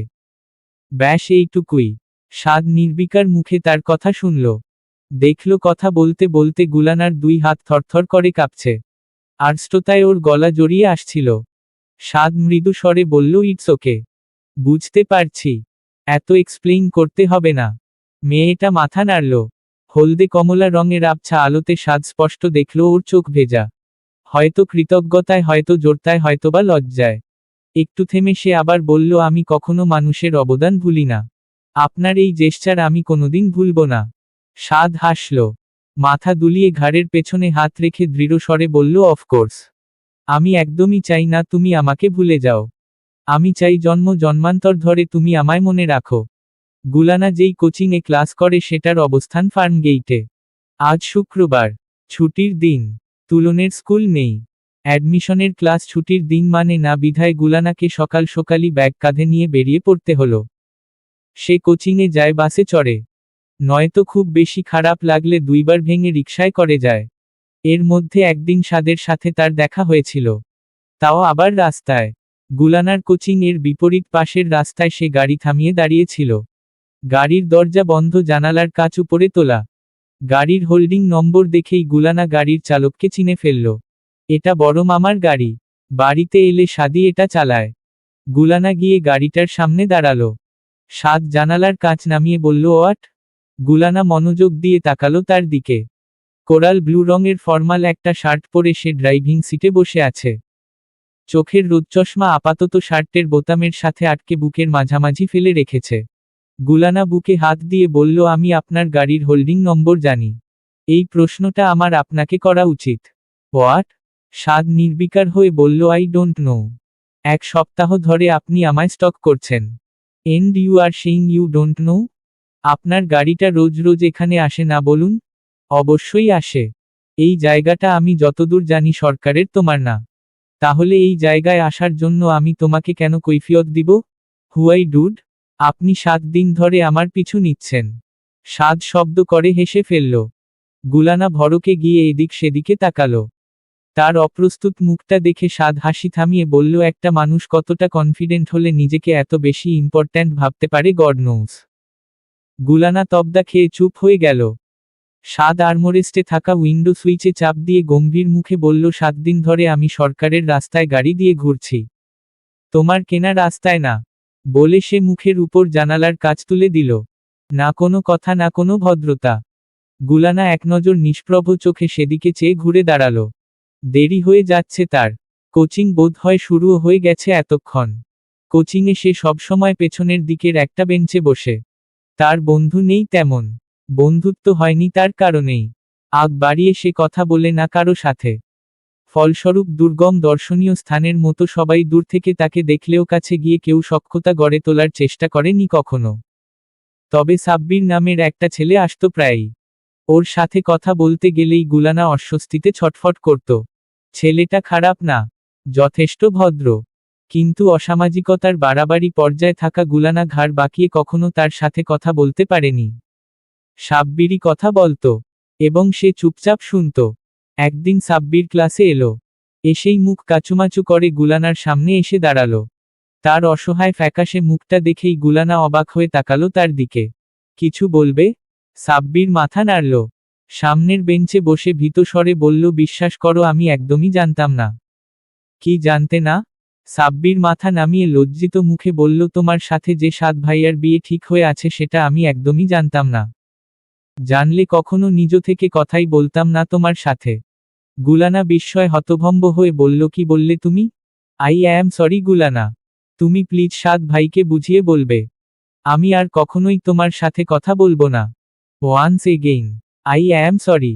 বলেই সে উঠে দাঁড়ালো। তারপর পরনের শার্টটা টেনে ধরে তাড়াহুড়ো করে সে সামনে চলে গেল। আশ্চর্যে বাকরুদ্ধ হয়ে গুলানা কেবল তার কথা শুনেই গেল। বিয়ে ঠিক হয়েছে মানে? কবে? কোনোদিন? তার বিয়ে? অথচ সেই জানে না। প্রথম প্রথম গুলানা খুব বেশি মাথা ঘামায়নি ব্যাপারটা নিয়ে। এরপর ঘামালো যখন সে দেখল কোচিংয়ের সবাই তার বরের নাম জেনে গেছে। তারা সবাই জেনে গেছে সাদ তার হবু স্বামী। অথচ হবু স্ত্রী হয়ে গুলানা এই কথা জানতেই পারল না। তার সাদের সাথে বিয়ে ঠিক হয়েছে এমন একটা গুজবে বরাবরই সে আশ্চর্য হয়, আঁতকে উঠে থমকে গিয়ে বাকরুদ্ধ হয়ে যায়। একদিন বিকেলে সে সোজা সাদের ঘরে গেল। সাদ তখন তার পিসির সামনে বসে গেমস খেলছিল। গুলানা দরজার কাছে গিয়ে গলা খাকারি দিল। আমি কি আসতে পারি? সাদ গ্যামপ্যাডের 2 প্রান্তে 2 হাতের বৃদ্ধাঙ্গুল চেপে ধরে তার দিকে মুখ না ঘুরিয়েই ভারী স্বরে বলল, না তুমি আসতে পারো না। আমি গেম খেলছি। আমার একটা জরুরি কথা আছে। হেরে গেলে এখন সব রাগ আমি তোমার উপর ঝাড়ব। গুলানা আর কথা বলল না। পা দুটো কাছাকাছি এনে 2 হাত বগলদাবা করে সে মেরুদণ্ড টান টান করে দাঁড়িয়ে থাকলো দরজার বাইরে। প্রায় 15 মিনিট পরে গেইমে হেরে গিয়ে মুখ দিয়ে অসহ্য রকম শব্দ করে গ্যামপ্যাডটা সশব্দে ফ্লোরে ছুঁড়ে মেরে সাদ তিতিবিরক্ত মেজাজে বলল, ধুরবাল, হেরে গেলাম। এবার সে তাকালো দরজার দিকে। দেখল গুলানা নির্বিকার চিত্তে স্থির চোখে তাকিয়ে আছে তার দিকে। সাদ বলল, এতক্ষণ তুমি এখানেই ছিলে? জি। ভেতরে এসো। সে ভেতরে এলো। চোখজোড়ায় কিছুটা বিরক্ত ভাব এনে বলল, একটা প্রশ্ন করতে পারি আপনাকে? অবশ্যই পারো। তুমি চাইলে আমাকে জেরাও করতে পারো। আমি অনধিকার চর্চা করি না। আপাতত কেবল প্রশ্নই করতে চাই। করে ফেলো। আপনি কি আমার কোচিংয়ের কাউকে বলেছেন যে আমার আর আপনার বিয়ে ঠিক হয়েছে? সাদ ভ্রু কুঁচকে তার দিকে তাকালো। গুলানা ভারী নিঃশ্বাস ছেড়ে বরফঠান্ডা গলায় বলল, আমি জানি আপনি বলেছেন। কিন্তু আমার প্রশ্ন সেটা না। আমার প্রশ্ন হলো, আপনি কেন এসব বলেছেন? এসব ঠিক না একদমই। সাদ 1 মিনিট কোনো কথা বলল না। সে কেবল থমথমে মুখে গভীর চোখে মেয়েটার দিকে তাকালো। তারপর হঠাৎই হো হো করে হেসে উঠে বলল, সিরিয়াসলি? তোমার আমাকে এত বেকার মনে হয়?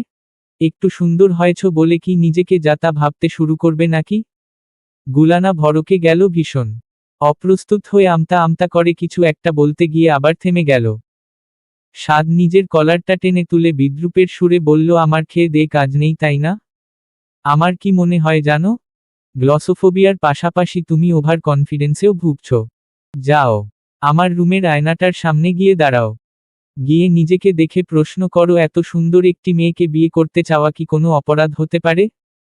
কথাটা বলেই সে ঠোঁট টিপে হাসল। গুলানা অন্যমনস্ক আর উদাসীন ছিল বলে তার কথাটা ঠিক মতো শুনতে পেল না। একটু পরে কিছুটা ধাতস্থ হয়ে সে বলল, আমার ভীষণ অপ্রস্তুত লাগে এসব কথা শুনতে। আমারও। আমার বিয়ে? ছি, কিসব কথা! শুনতাই কান ঝা ঝা করছে আমার। কিন্তু কেউ কেনই বা এসব বলবে? জানি না। তুমি পড়াশোনা ছেড়ে এসব নিয়ে গবেষণা শুরু করো। জানতে পারবে। গুলানা যতটা তেজ নিয়ে তার ঘরে গিয়েছিল ততটা নিস্তেজ হয়েই আবার নিজের ঘরে ফিরে এলো। সেদিন জানতে না পারলেও একদিন সে জেনেছিল ওই ছেলেটা সাদী ছিল।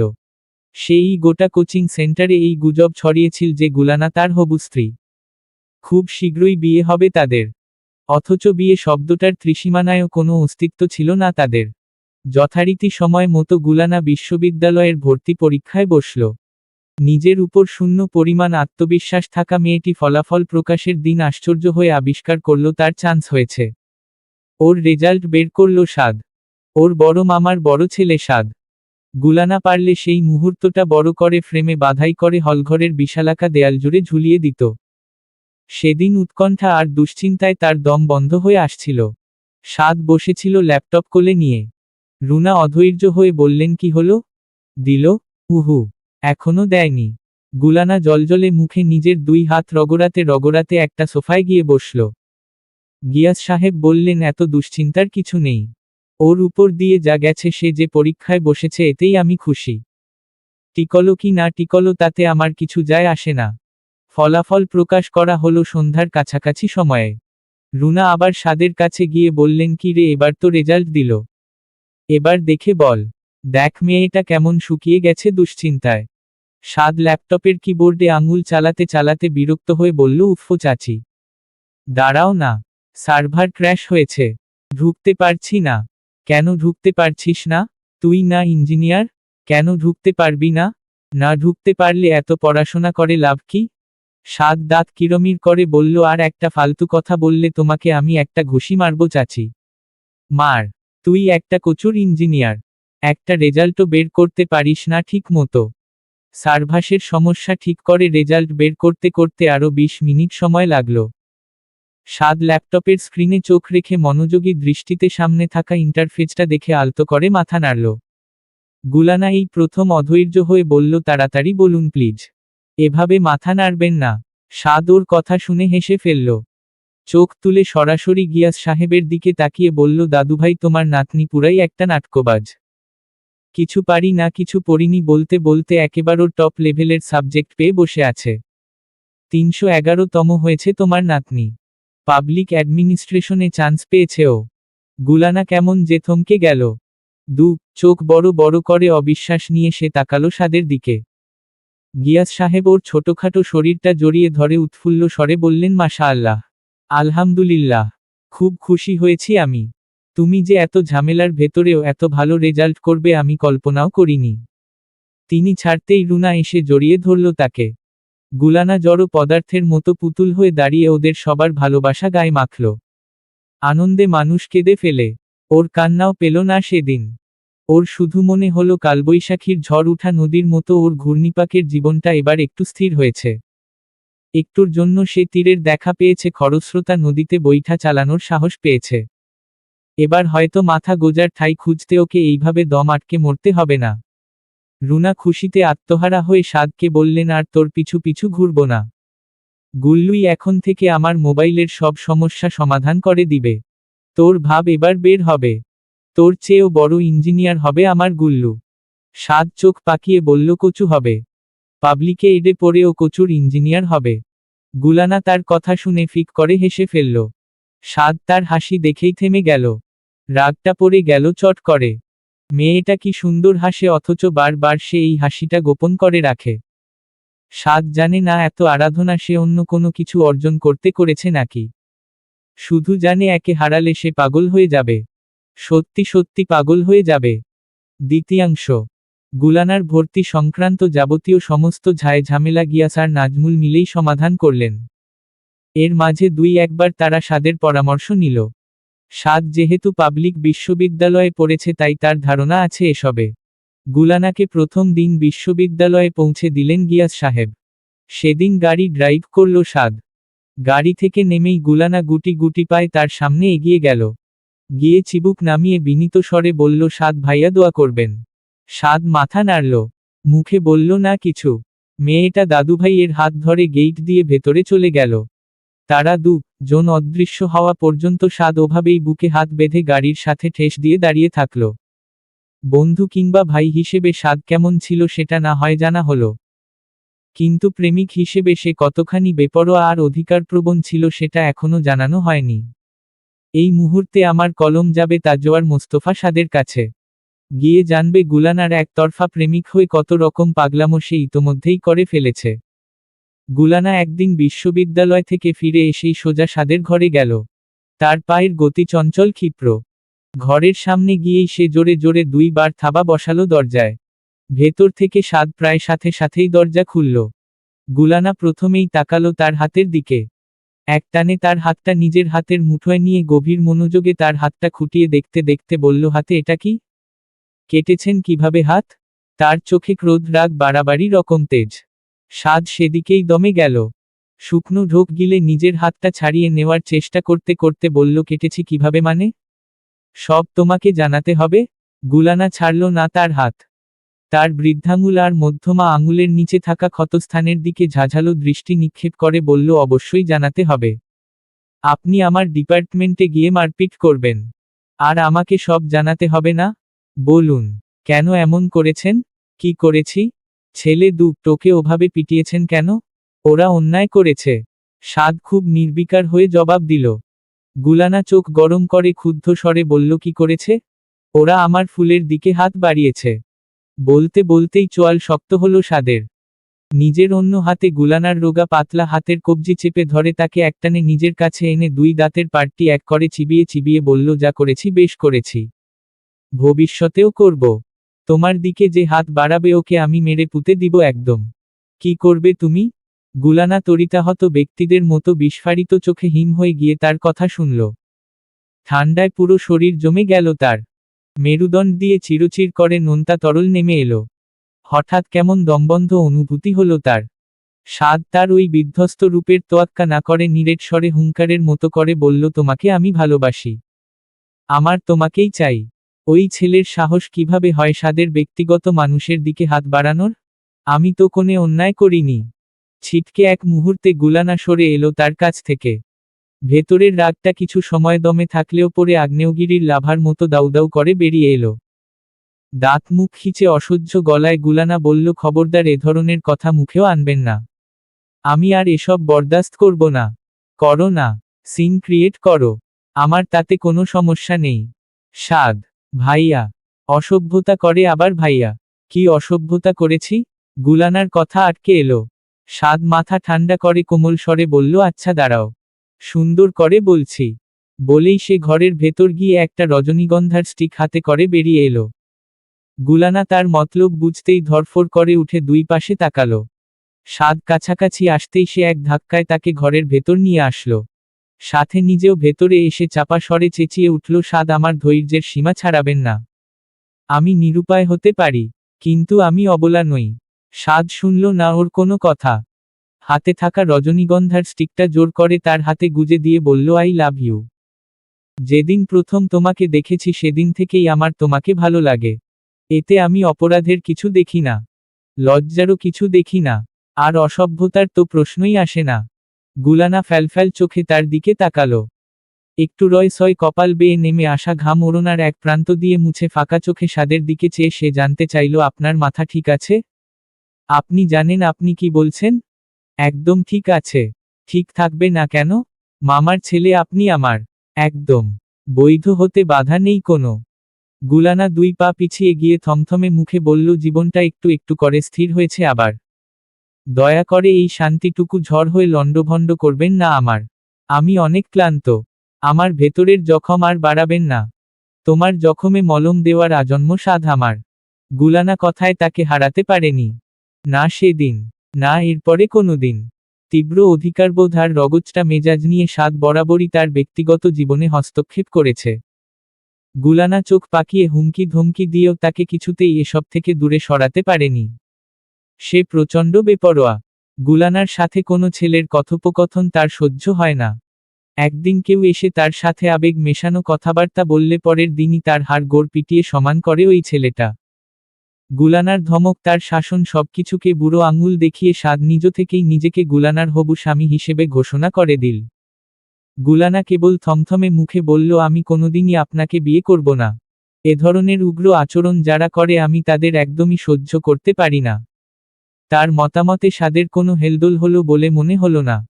সে উল্টো গম্ভীর হয়ে শীতল মুখে বলল, ঠান্ডা আচরণ করেও বা কবে তোমার মনোযোগ পেয়েছি?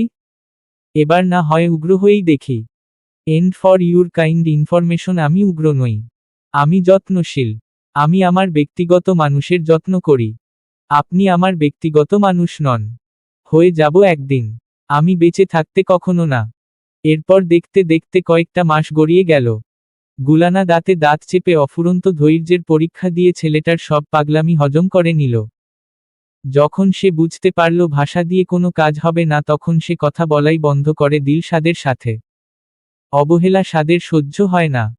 গুলানা যবে থেকে এটা অনুধাবন করেছে তবে থেকে সে কেবল সাদকে অবহেলাই করে গেছে। এই জায়গায় গিয়ে সাদ দমে যায়, ছটফট করে ভীষণ। তাকে শায়েস্তা করার এর চেয়ে উপযুক্ত ঔষধ গুলানার কাছে আর দ্বিতীয়টি নেই। এর মাঝে সাদের মাস্টার্সের ক্লাসও শুরু হয়ে গেল। একবার 3 দিনের বন্ধে সে বাড়িতে এলো। তার বাড়িতে আসার খবর পেতেই গুলানা অস্থির হয়ে উঠল। সে তো বাড়ি আসছে না, বাড়ি আসছে গুলানার জীবনের জলজ্যান্ত আতঙ্ক। সে কখনো তার সামনে প্রকাশ করেনি যে সাদকে আসলে সে খুব ভয় পায়। যতবার সাদ সামনে এসেছে সে দেখিয়েছে সাদের উপর সে বিরক্ত, প্রচণ্ড রকম বিরক্ত। অথচ ভেতরে ভেতরে তার দম বন্ধ হয়ে আসত। সাদের সাথে তার এই ব্যাপারটা বাড়িতে জানাজানি হলে সবচেয়ে বেশি কালি আসবে গুলানার গায়ে। এই ভয়, এই অপমানের দুশ্চিন্তায় গুলানা একেবারে এইটুকু হয়ে থাকত। সাদ আশেপাশে থাকলেই তার হাত পা ঠান্ডা হয়ে যেত। সাদ জেদ ধরেছে সে তাকে বিয়ে করবে।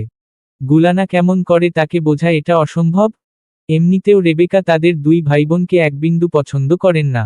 যদি একবার এই খবর তার কানে যায়, গুলানা একেবারে মাটির সাথে মিশে যাবে। অপমানে, লজ্জায় নিজের সম্মানের সবটুকু হারিয়ে ফেলবে যদি একবারও সে সাদের আহ্বানে সাড়া দেয়। গুলানা নিরুপায়, কিন্তু দুর্বল না। ও ধৈর্য ধরতে জানে। ও উঁচা লম্বা ওই ছেলেটার চোখে চোখ রেখে তাকে এক মুহূর্তে শাসিয়ে নিতেও জানে। নিজের দম্ভ, নিজের অহংকার, নিজের ব্যক্তিত্ব ধরে ওই পাগলকে কিভাবে বাগে আনতে হয় সেটাও সে জানে। সেইবার সাদ বাড়িতে আসার পর সবাই লিভিং রুমে বসে বাচ্চাদের ক্যারিয়ার নিয়ে আলোচনা করছিল। সেই আলোচনায় সাদ মাথা নামিয়ে বলল সে পিএইচডি করতে চায়। দেশের বাইরে গিয়ে ডিগ্রি অর্জন করতে চায়। নাজমুল কথায় কথায় বললেন, তোমার জীবনের লক্ষ্য কি সাদ? সাদ খুব স্বাভাবিক মুখে বলল, অবশ্যই একটা ভালো চাকরি। সদ্য গ্র্যাজুয়েট হওয়া একটা ছেলের স্বপ্ন, এর বাইরে আর কি হতে পারে? গুলানা কোনো কথা বলল না। সাদ আর চোখে কয়েকবার তাকে পর্যবেক্ষণ করে, তারপর চোখ সরিয়ে নিল। রাতের 1টা পর্যন্ত 2 জনের কেউই নিজেদের ভেতর কোনো কথা বলল না। গুলানা যেমন সতর্কতার সাথে তাকে এড়িয়ে গেল, সেও তেমনভাবে সানন্দে গুলানার অবহেলাটুকু বরণ করে নিল। সেই সাদকে দেখে গুলানা এক মুহূর্তের জন্য হলেও অবাক হলো ভীষণ। রাতে সে ছাদে উঠেছিল। এই বাড়িতে আসার পর থেকে এটা তার অভ্যাসে পরিণত হয়েছে। তুলনকে ঘুম পাড়িয়ে সে আধ ঘন্টার জন্য ছাদে যায়। গিয়ে আকাশ দেখে চুপচাপ ছাদ জুড়ে পায়চারি করে। সেদিন সাদও ছাদে গেল। সে পুরো দিন অপেক্ষা করেছিল রাতের এই সময়টার, যখন পুরো বাড়ি ঘুমিয়ে থাকবে। আর বাড়ির ছাদে সে আর গুলানা মুখোমুখি হয়ে দাঁড়াবে। তাকে দেখতেই গুলানার চোখ মুখ অস্থির হয়ে উঠল। সাদ তার সামনে যেতেই সে একটু সরে এলো। সাদ বলল, কেমন আছো তুমি? ভালো। সাদ মাথা নাড়ল। পকেট থেকে কালো রঙের মেটালের ভ্যাপটা বের করে বলল, I missed you so much. কানের 2 পাশ লাল হয়ে উঠল গুলানার। মাথা তুলে চোখ কটমট করে সে বলল, এখনো মাথা থেকে ভূত নামেনি? এই জীবনেও নামবে না। তপ্তশ্বাস ফেলে ভেতরের দোলাচাল গোপন করে গুলানা ছোট করে বলল, আসি আমি। সাদ হাসল। বলল তখন আমি সবার সামনে মিথ্যে কথা বলেছি। ওসব চাকরি টাকরি কোনো কালেই আমার লক্ষ্য ছিল না। আমার লক্ষ্য হলো আমার একমাত্র ফুফুর একমাত্র মেয়েকে বিয়ে করা। তুমিই আমার এই মিন লাইফ বুঝলে? বলেই সে এক পা এগিয়ে এলো সামনে। গুলানা থমথমে মুখে তীক্ষ্ণ চোখে তাকে পা থেকে মাথা পর্যন্ত অবলোকন করল। এরপর চোখ রাঙিয়ে কাট কাট স্বরে বলল, দূরে যান। যা কথা বলার দূর থেকে বলবেন। সাদ নির্বিকার মুখে সরে এলো সেখান থেকে। এগিয়ে গিয়ে সে দাঁড়ালো ছাদের এক পাশের রেলিংয়ের সাথে হেলান দিয়ে। ভোঁতা অনুভূতিতে ভেতরটা বিষিয়ে ছিল বলে সে কোনোদিন উপলব্ধি করেনি শুধু তার সাথে দেখা করবে বলেই এত রাতে গুলানা ছাদে উঠেছিল। সে জানতো রাতে সাদ ছাদে উঠে। জানতো বলেই সে নিজেও এসেছিল। অথচ মাথা গরম ছেলেটা সে কথা বুঝলে তো? নুরুল ইসলাম ঘরের দরজায় এসে গলা খাকারি দিলেন। রিধিমা হাতে থাকা বইয়ের পাতা থেকে চোখ সরিয়ে সেদিকে তাকালো। বাবা তুমি? এসো না। এসো। নুরুল ইসলাম ভেতরে এলেন। রিধিমা বইটা রেখে সোজা হয়ে বসল। নুরুল সাহেব বসলেন তার সামনে। ইদানিং জনের কথা হয় না তেমন। তিনি ক্লাস লেকচার শেষ করার পর ক্লান্ত হয়ে বাড়ি ফিরেন। রিধিমাও ক্লান্ত থাকে নিজের ক্লাসের পর। এর মাঝে সময় করে জনের আর একসাথে বসা হয় না। নুরুল সাহেব মাথা তুলে কোমল স্বরে ডাকলেন, রিধি। জি বাবা। তুমি জানো আমি কেন এসেছি? কিছুটা অনুমান করতে পারছি। হাসলেন নুরুল সাহেব। হাত বাড়িয়ে একটা হাত রিধিমার মাথায় রেখে ম্লান মুখে বললেন, মন খারাপ কেন মা? আমাকে বলো। মন খারাপ না বাবা। মন ভালোই। তোমার বুঝতে ভুল হচ্ছে। খেয়েছো কিছু? জি। কাল ক্লাস আছে? জি। রিধিমা উত্তর দিয়ে আবার মাথা নামিয়ে নিল। নুরুল সাহেব বললেন, ইশতিয়াকের বাবা কাল আবার কল দিয়েছিল আমাকে। তুমি তো তোমার মতো জানালে না। রিধিমা সাদা রঙের ফ্লোরাল প্রিন্টের বেডশিটটা এক হাতে খামচে ধরে মুখ নামিয়ে নিল। তারপর অত্যন্ত চাপা স্বরে কোনোরকমে বলল, বাবা আরেকটু সময় চাই আমি। রিধি। জি। কোনো পছন্দ আছে তোমার? থাকলে আমাকে জানাও। তবুও এত মন খারাপ করে থেকো না। রিধিমা নিচের ঠোঁট কামড়ে ধরে কাপা স্বরে বলল, জি না বাবা। আমার কোনো পছন্দ নেই। আমাকে কেউ পছন্দ করে না। তাহলে? এমনি সময় চাইছি একটু। নুরুল সাহেব চুপচাপ হাত বুলিয়ে যান তার মাথায়। রিধিমা তার কাঁধে মাথা রেখে কণ্ঠ নামিয়ে বলল, আমি যদি চিরকাল তোমার কাছে থাকি তাহলে কি খুব বেশি কষ্ট হবে তোমার বাবা? কষ্ট কেন হবে? তুমি চাইলে তুমি জীবনভর আমার কাছে থাকবে। কিন্তু তার জন্য তোমাকে শক্ত হতে হবে। আমি জানি তুমি শক্ত নও। কটু কথা তুমি নিতে পারো না। বিবাহ বিমুখ হয়ে পিতার সংসারে পড়ে থাকা মেয়েদের এত দুর্বল মনের হতে হয় না। তাদের স্পষ্টভাষী হতে হয়, স্বভাবে কঠোর হতে হয়, আর সমাজের গড়পড়তা নিয়মকানুনের তোয়াজ না করার মতো কাঠখোট্টা প্রকৃতির মানুষ হতে হয়। যার কোনোটাই তুমি না। তাছাড়া বিয়ে করবে না কেন? নিশ্চয়ই এর পেছনে কোনো সুনির্দিষ্ট কারণ আছে। সেটাই তো জানতে চাইছি মা। কারণ নেই বাবা। কোনো কারণ নেই। আমাকে কেউ ভালোবাসে না। বিশ্বাস করো কেউ না। রিধিমা কাঁদবে না করেও হাউমাউ করে কেঁদে ফেলল। নুরুল ইসলাম পাথরের মতো জমে তার পাশে বসে থাকলেন। একসময় একটা হাত তুলে ভাবান্তরহীন হয়ে মেয়েটার দুই চোখ মুছে দিলেন। রিধিমার শরীর তখনও কাঁপছিল ভীষণভাবে। নুরুল সাহেব এরপর আর কিছুই জানতে চাননি তার কাছে। ও আলাদা। ও সবার চেয়ে আলাদা।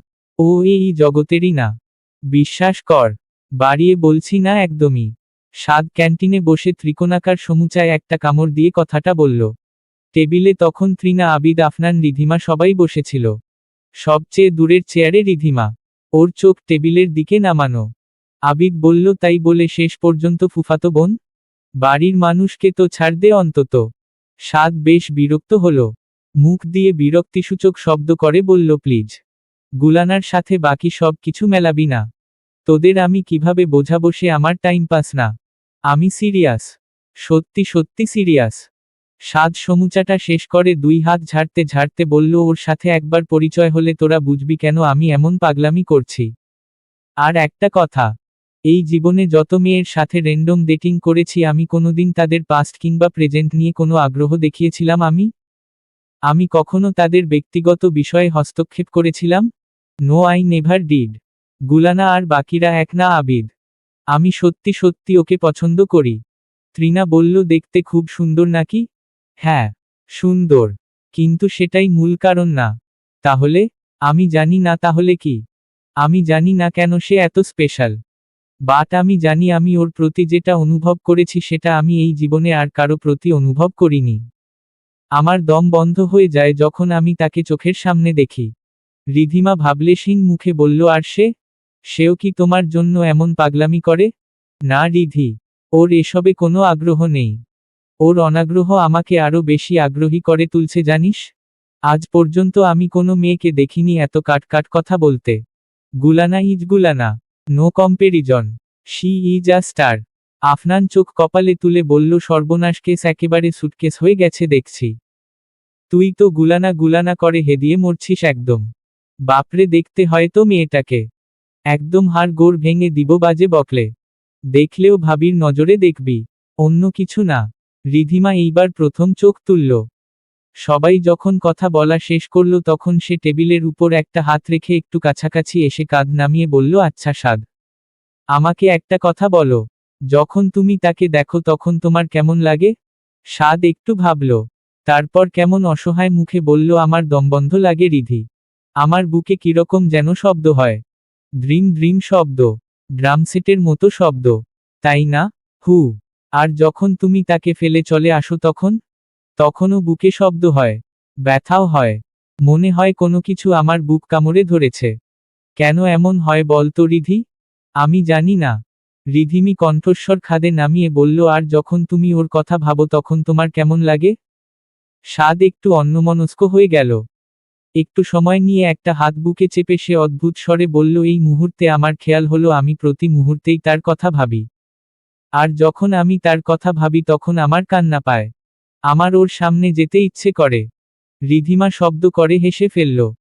সাইড ব্যাগটা কাঁধে নিয়ে উঠে দাঁড়িয়ে সবার দিকে এক নজর তাকিয়ে শাসনের সুরে বলল, এই তোমরা কেউ আর সাদকে খেপাবে না।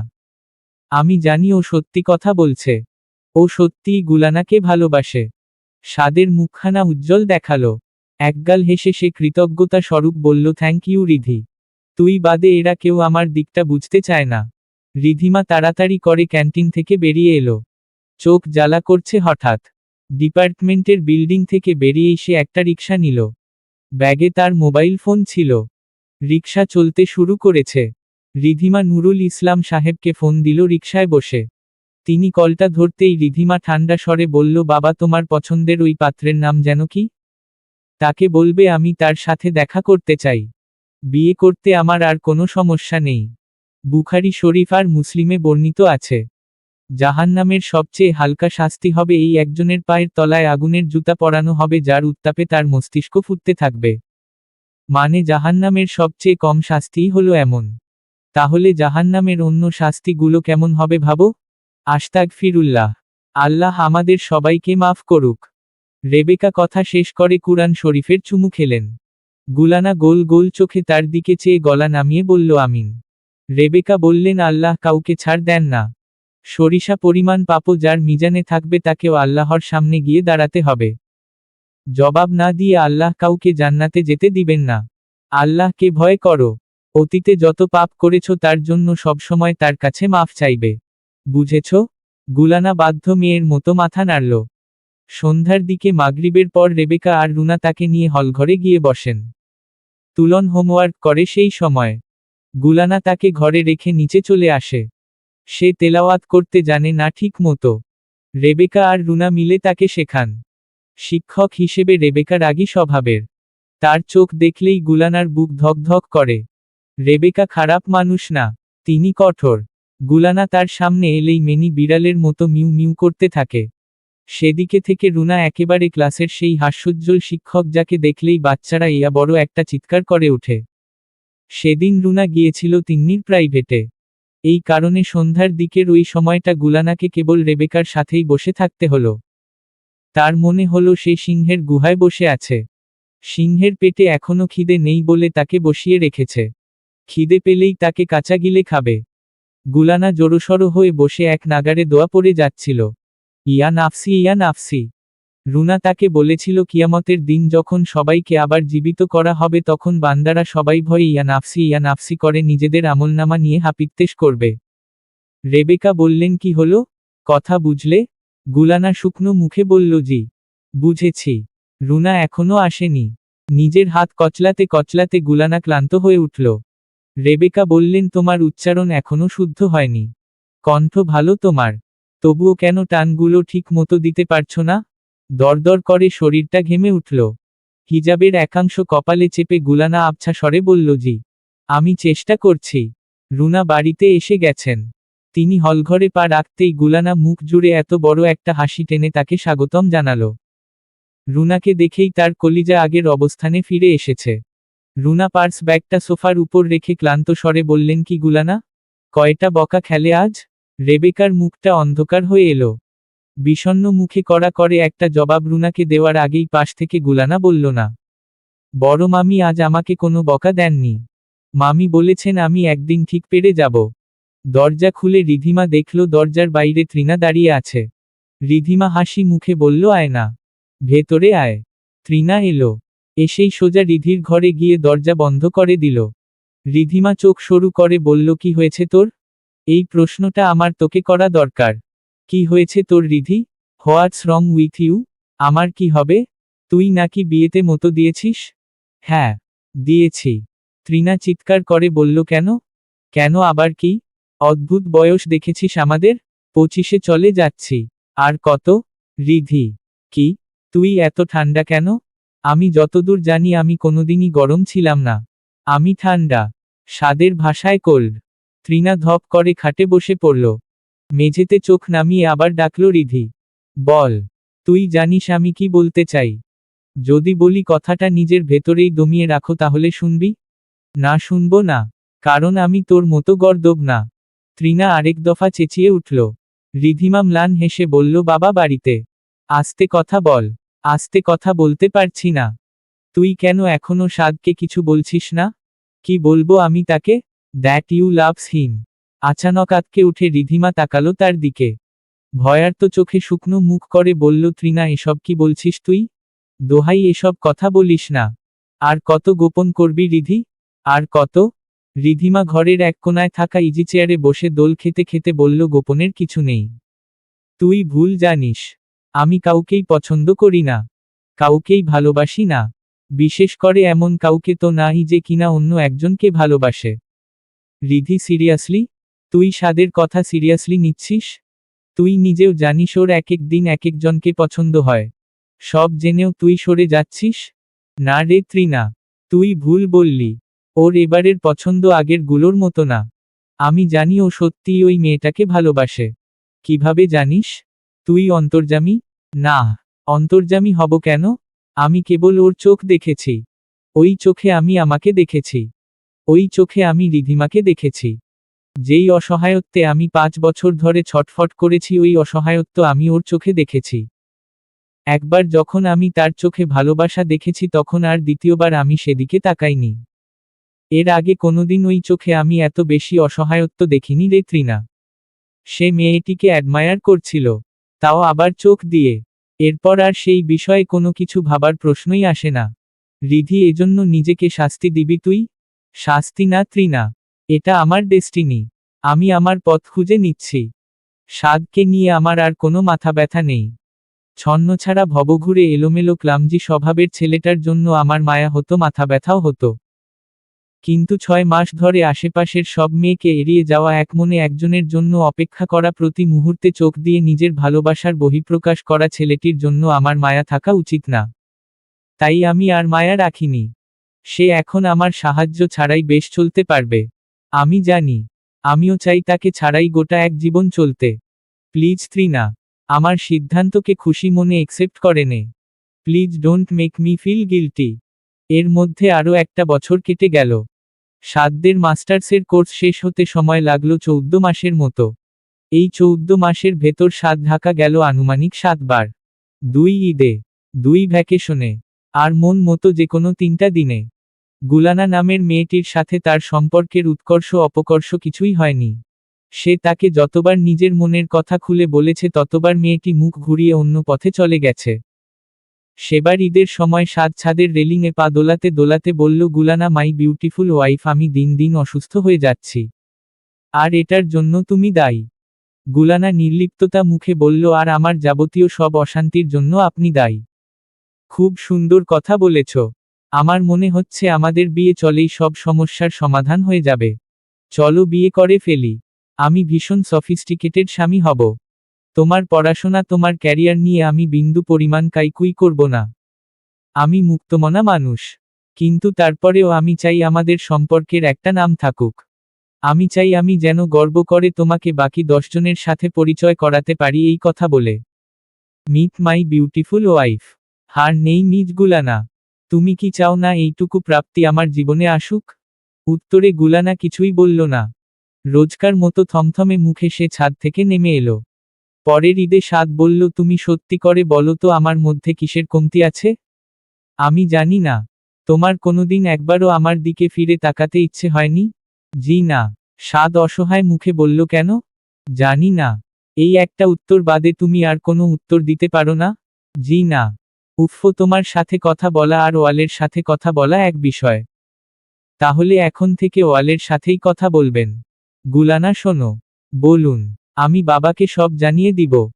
আমার আর আমার ভাইয়ের একটুখানি শান্তি যদি আপনার চোখের বিষ হয়ে থাকে তবে আপনি অবশ্যই আপনার বাবাকে জানিয়ে দিন। আমি তোমাকে বিয়ে করলেই তোমার জীবনের সব সুখ নষ্ট হয়ে যাবে? আমার তো এমনটাই মনে হয় সাদ। সাদ গোমরা মুখে বলল, ভাইয়া বলো। বর তো বানাচ্ছ না। অন্তত বড় হিসেবে সম্মান তো করো। সাদ ভাইয়া আমার কাজ আছে। আসি আমি। বলেই সে কেটে পড়ল সেখান থেকে। এমন করেই একটা মাস চলে গেল। জনের জীবন থেকে গায়েব হলো প্রাণোচ্ছল একটি বসন্ত। অথচ একটা বসন্ত অতিবাহিত হওয়ার পরেও জন দাঁড়িয়ে থাকলো ঠিক আগের জায়গায়। না গুলানা এক পা সামনে এলো আর না সাদকে একটুখানি এগোতে দিল। এর মধ্যে সাদের মাস্টার্সের চ্যাপ্টারও শেষ হয়ে গেল। রিধিমার সাথে তার কথাবার্তা কমতে কমতে শূন্যের কোঠায় নেমে এসেছে। যোগাযোগটা বন্ধ হলো রিধিমার দিক থেকেই। একদিন বিকেলে রিধি ফোন দিয়ে তাকে জানালো আগামী সপ্তাহে তার বিয়ে। সাদ আশ্চর্য হয়ে বলল, তোর বিয়ে আর তুই আমাকে এতদিনে জানালি রিধি? বেশি আয়োজন করে বিয়ে হবে না সাদ। ইশতিয়াকের বাবার শরীর ভালো না। তাই ঘরোয়া ভাবেই বিয়ে হচ্ছে। ইশতিয়াক তোর হাজবেন্ড? পরিচয় করাবি না আমাদের সাথে? রিধিমা চাপা স্বরে বলল, এখন আর কিভাবে? কিন্তু চেষ্টা করব।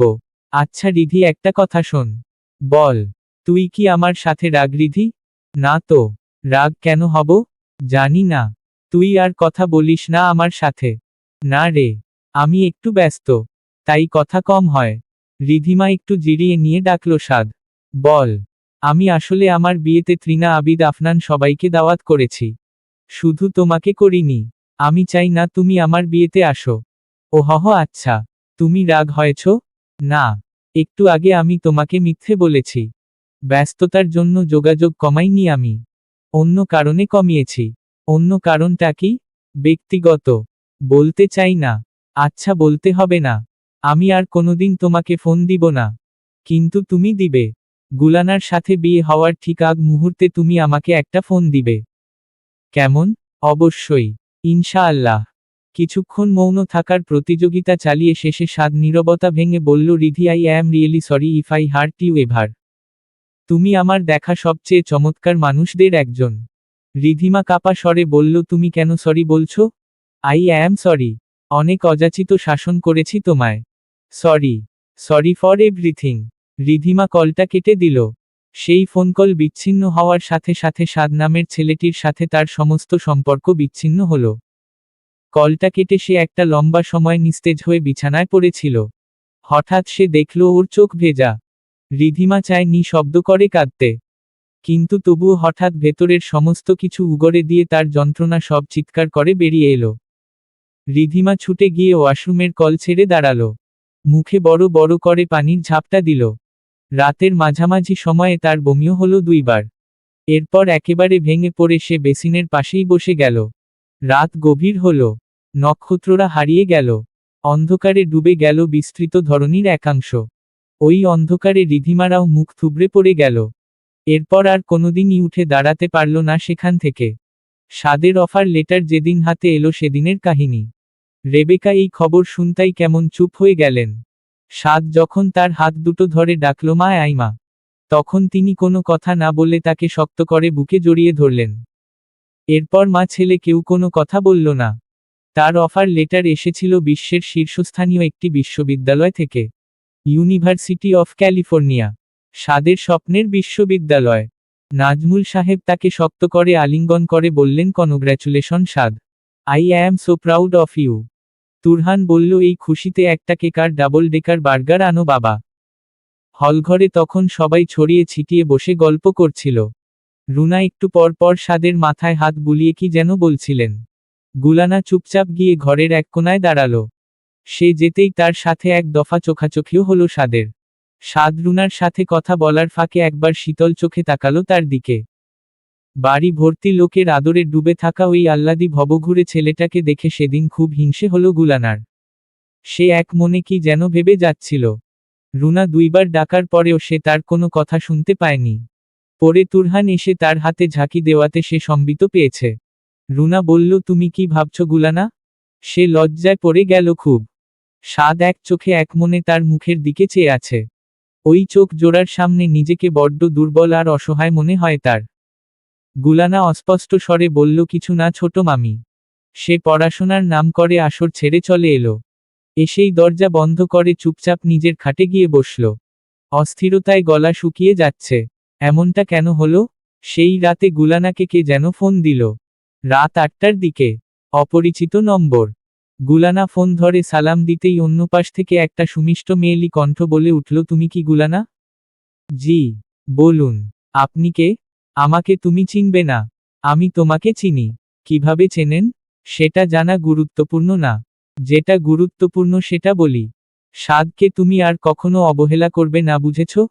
ও খুব ভালো ছেলে। ও তোমাকে ভীষণ ভালোবাসে। ওর ভালোবাসার জবাবে তুমি অবশ্যই ওকে ভালোবাসা দিবে, বুঝলে?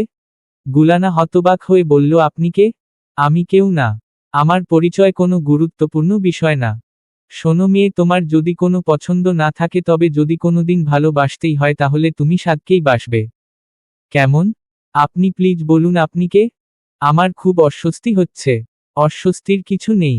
আমি আর কখনো তোমাকে কল দিব না। মেয়েটা থেমে গেল। একটু পরে নিজের নিচের ঠোঁটটা জোরে সোরে কামড়ে ধরে ভেতরের কান্না গিলে ভাঙা স্বরে বলল, একপাক্ষিক ভালোবাসার কষ্ট তুমি সাদকে দিও না প্লিজ। আমি রাখছি। ভালো থেকো। দোয়া করো আমার জন্য। এরপরই লাইনটা কেটে গেল। গুলানা এরপর প্রায় 10 বারের মতো ওই নম্বরে ফোন দিল।